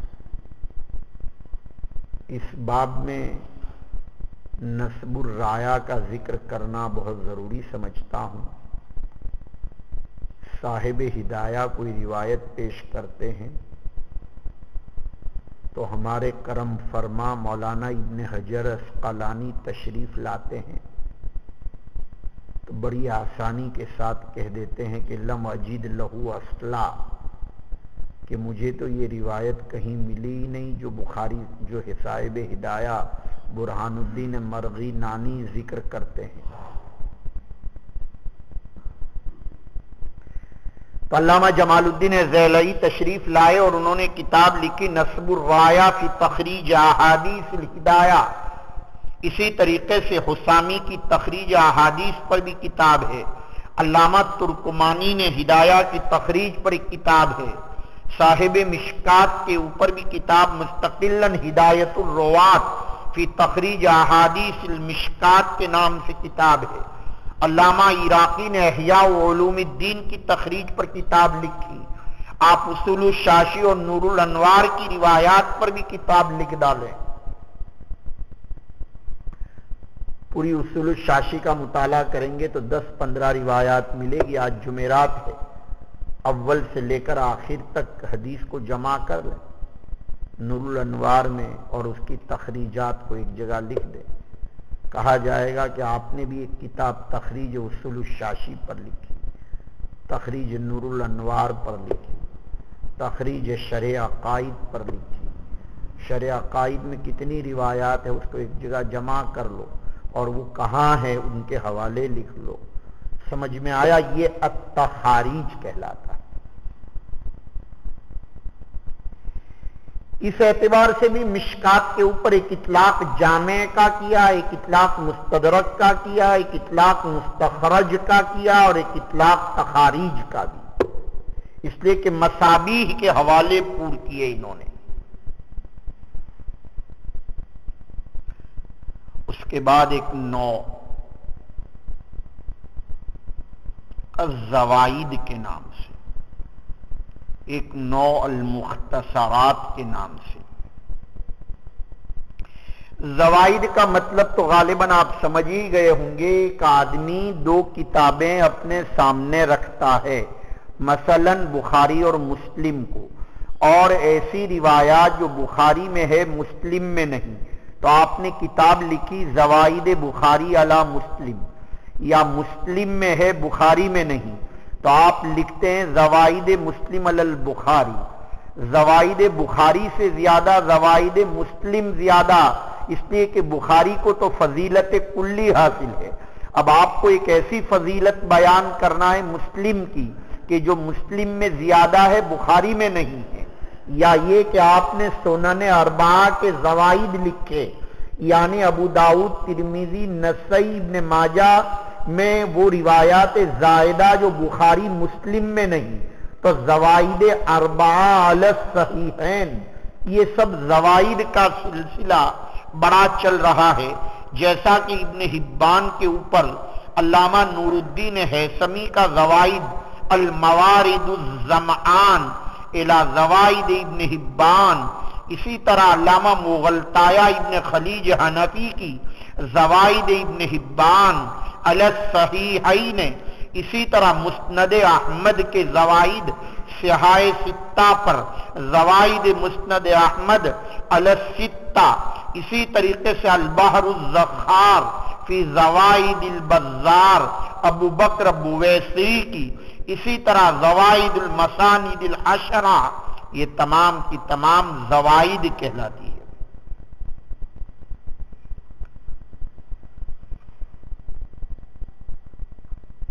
بڑا سلسلہ ہے آج کل زوائد کا بھی لوگوں کے یہاں۔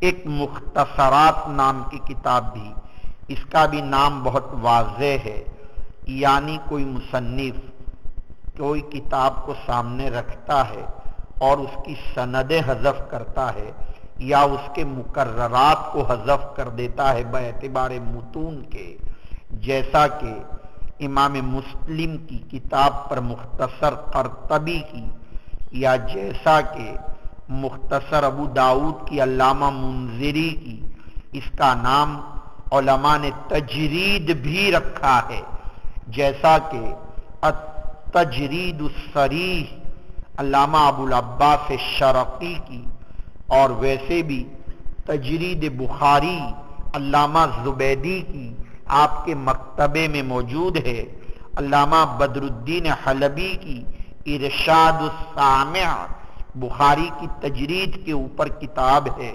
یعنی سندیں بھی حذف اور ساتھ ہی بعض مرتبہ تو اس کے مقررات بھی حذف کر کے اس کو مختصر کر دیتے ہیں۔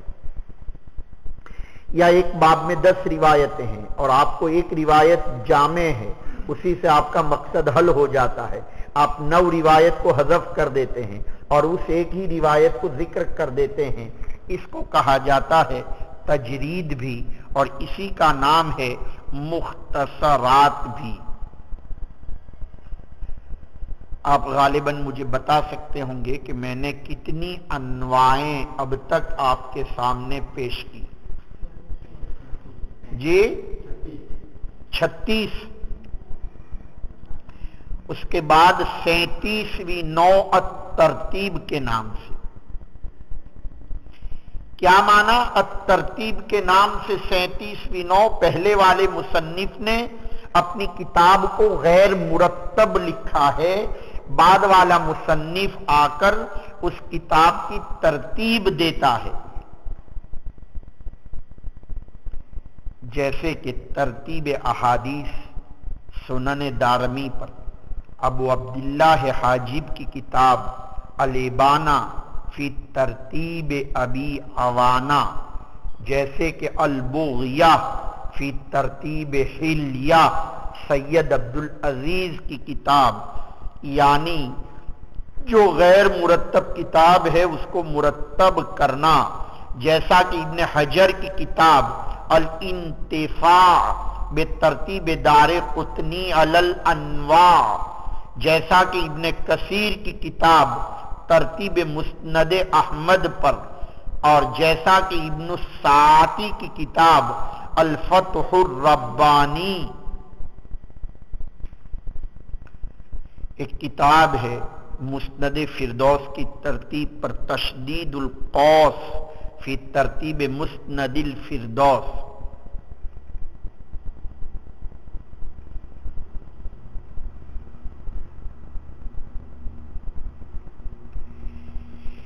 اسی طریقے سے ایک نوع ہے جو تقریباً معجم کی طرح ہے، اس کا نام ہے التالیف علی حروف المعجم۔ تھوڑا سا فرق ہے، معجم میں بھی حروف تہجی کی ترتیب تھی لیکن وہاں باعتبار سند کے، اور یہاں معجم باعتبار متن کے، یعنی التالیف علی حروف المعجم متنن، انما الاعمال بالنیات کو پہلے، جیسے کہ جلال الدین سیوطی کی جامع صغیر، جیسا کہ مسند فردوس الدیلمی کی اور علامہ سخاوی کی المقاصد الحسنہ۔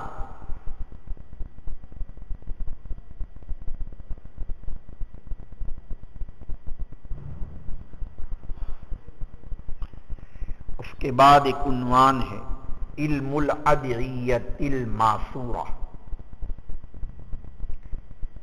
حدیث کی وہ کتابیں کہ جن کتابوں میں اللہ کے رسول صلی اللہ علیہ وسلم نے رات دن کی 24 گھنٹے کے معمولات میں جو ذکر کرنے کا طریقہ بتایا، کھانے کی دعا، پینے کی دعا، مسجد میں داخل ہونے کی دعا، سفر کی دعا، ایسی کتابوں کو جمع کیا جائے جس کو آپ مقبول دعائیں دیتے ہیں حضرت ہردوئی کی، یا دعائیں مسنونہ جیسے کہ امام منذری اور امام نسائی کی کتاب عمل الیوم واللیلہ، جیسے عبد الرحمن بستانی کی کتاب العدیۃ المنتخبہ فی الادعیۃ المجربہ، جیسے کہ جلال الدین سیوطی کی کتاب سہام الاصابہ فی الدعوات المجابہ، امام نووی کی کتاب کتاب الاذکار، امام محمد جزری الشافعی کی کتاب حسن حسین، علامہ سخاوی کی کتاب البدیع، دلائل الخیرات، حزب اعظم، اسم اللہ علی قاری کی مناجات مقبول، امامنا تھانوی علیہ رحمہ۔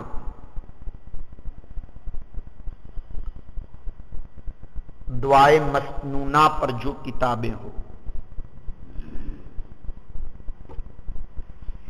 اس کے بعد ایک نوع ہے الناسخ والمنسوخ۔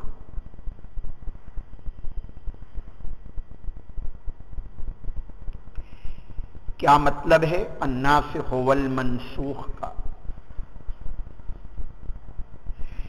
جس کا مطلب بہت ہی واضح ہے، ایسی روایات جس کے تاریخ کا تقدم اور تاخر معلوم ہو اور پتہ چل جائے کہ وضو من ماسۃ النار کا حکم ابتدا میں دیا تھا، بعد میں ترک وضو کا حکم دیا، تو منسوخ روایات کو بھی جمع کیا جائے، ناسخ روایات کو بھی جمع کیا جائے۔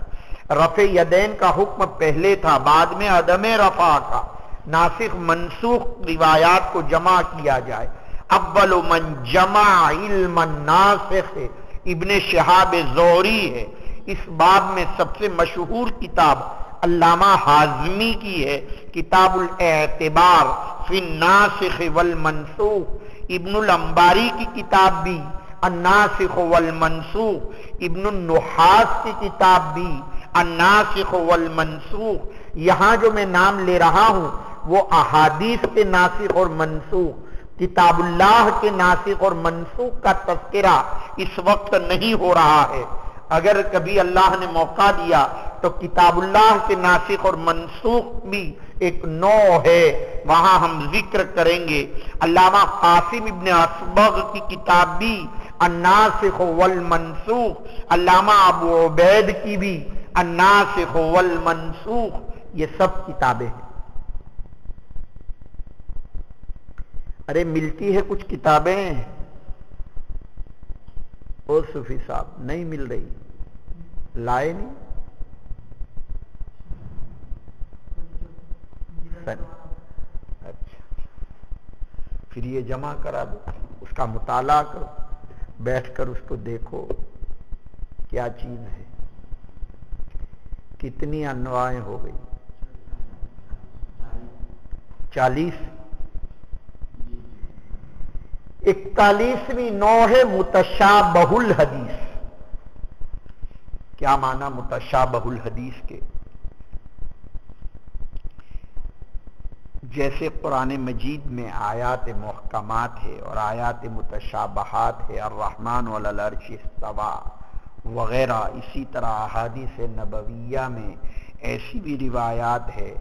یہ الگ بات ہے کہ قرآن کے متشابہات تو دو قسم کے ہیں، ایک وہ جس کے لغوی معنی بھی معلوم نہیں اور مرادی بھی معلوم نہیں، جیسے الف لام میم وغیرہ، لیکن قرآن میں ایک متشابہات وہ ہے جس کے لغوی معنی تو معلوم ہے، مرادی معنی معلوم نہیں، جیسے الرحمن علی العرش استویٰ، لیکن یہاں متشابہ الحدیث کا مطلب یہ ہے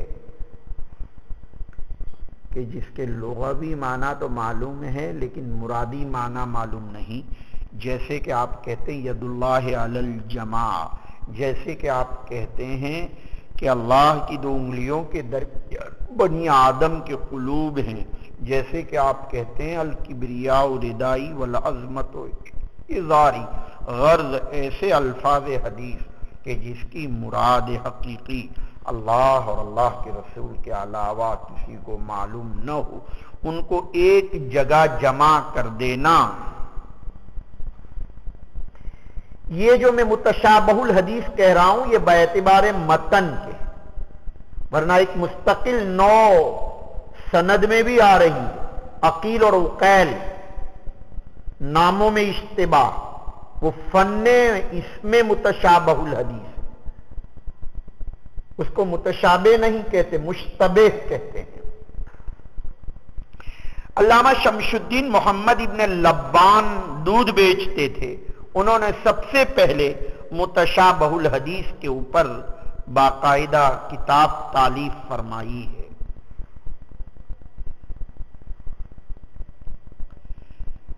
ایک نوع ہے کتب الجمع، ایک نوع ہے آج کل چل پڑی ہے کتب الفہارس، ایک نوع ہے کتب الاحادیث المشہورہ، ایک نوع ہے جس کو کہتے ہیں شروح الحدیث، ایک نوع ہے جس کو کہتے ہیں الثبت۔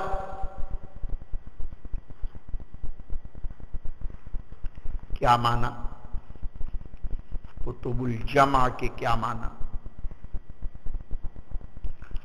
کتب الجمع کے معنی یہ ہے کہ ایک مصنف آتا ہے اور دسیوں بلکہ بعض مرتبہ 50 کتابوں کو جمع کر کے تکرار کو حذف کر کے ان کی روایات کو ایک جگہ لے آتا ہے، جیسے جمع بین الصحیحین رزین ابن معاویہ کی، جیسے کہ تجرید صحاح ستہ، جیسے کہ علامہ ابن الاثیر جزری کی جامع الاصول مشکات میں جس کا تذکرہ آیا ہے، علامہ نور الدین ہیثمی کی مجمع الزوائد و منبع الفوائد علی الصحاح،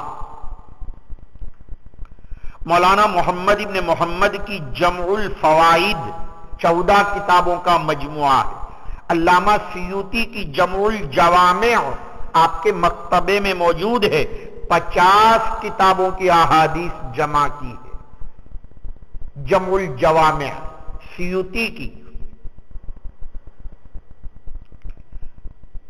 باقاعدہ اس کی تلخیص بھی کی ہے سیوطی نے الجامع الصغیر کے نام سے، پہلے نایاب تھی اب یہ کتاب چھپ چکی ہے۔ علامہ مناوی کی کتاب فیض القدیر اسی کی شرح ہے۔ جوامع کے قبیل سے میر علی متقی کی کتاب کنز العمال فی سنن الاقوال والافعال 30 حدیث کی کتابوں کو جمع کیا ہے۔ ایسا معلوم ہوتا ہے کہ میر علی متقی کے سامنے سیوطی کی جمع الجوامع ہے۔ آج کل ایک نو اور چل پڑی ہے علماء عرب کے یہاں الفہارس، کتب احادیث کی روایات کی فہرست تیار کرنے کا زمانہ ہے۔ علامہ زاہد الکوثری نے فہارس البخاری لکھی ہے۔ المعجم المفہرست لاحادیث نبوی کے نام سے بھی کتابیں موجود ہیں، اور بھی بہت ساری کتابوں پر فہارس آ رہی ہے۔ اسی طریقے سے ایسی روایات جو مشہور علل السنہ ہو چکی، کیا مطلب؟ زبانوں پر مشہور ہو چکی کہ آیا یہ حدیث ہے اور حقیقت کے اندر وہ حدیث نہ ہو۔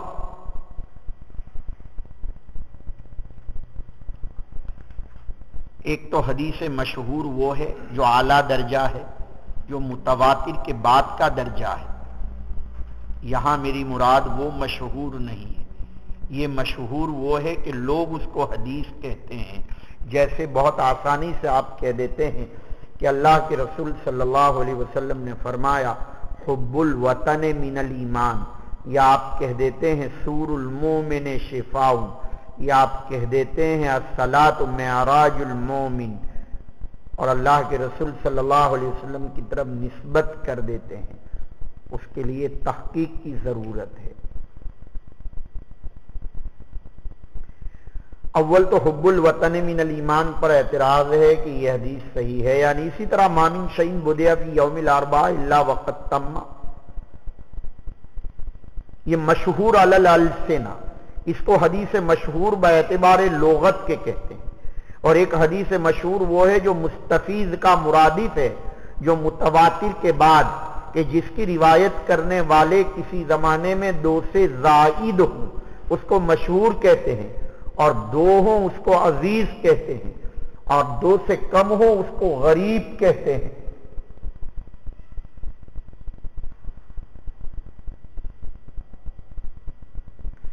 احادیث مشہورہ پر بھی علماء کی کتابیں ہیں۔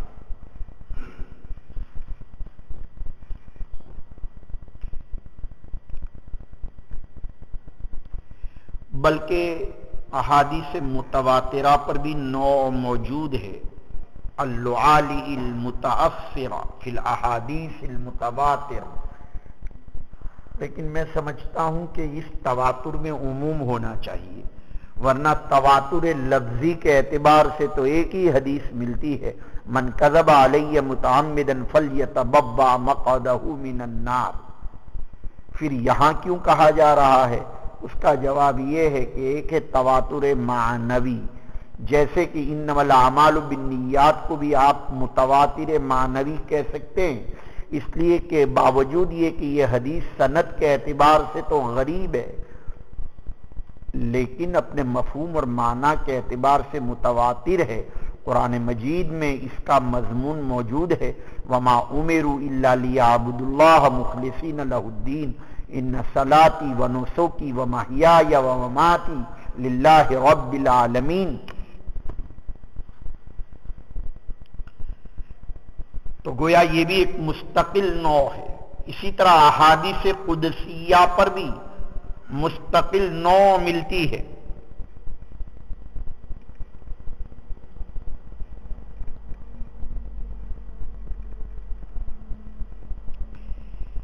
آپ کے مکتبے میں بہت سی کتابیں ہیں احادیث قدسیہ پر بھی، مختصر بھی ہے، مفصل بھی ہے، علم اسرار وحی جس کو کہا جاتا ہے، حدیث نبوی اور قدسی کے درمیان فرق بھی بتلا چکا ہوں۔ کتنی انواعیں ہو چکی؟ 46 انواعیں ہو چکی. اس کے بعد کچھ انواعیں وہ ہے جس میں تسلسل ہے، وحدانیات تا و شاریات، تو گویا 46 سے 56 انواعیں ہو جائے گی.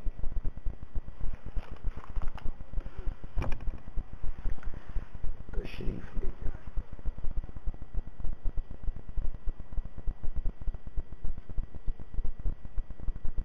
جائیے.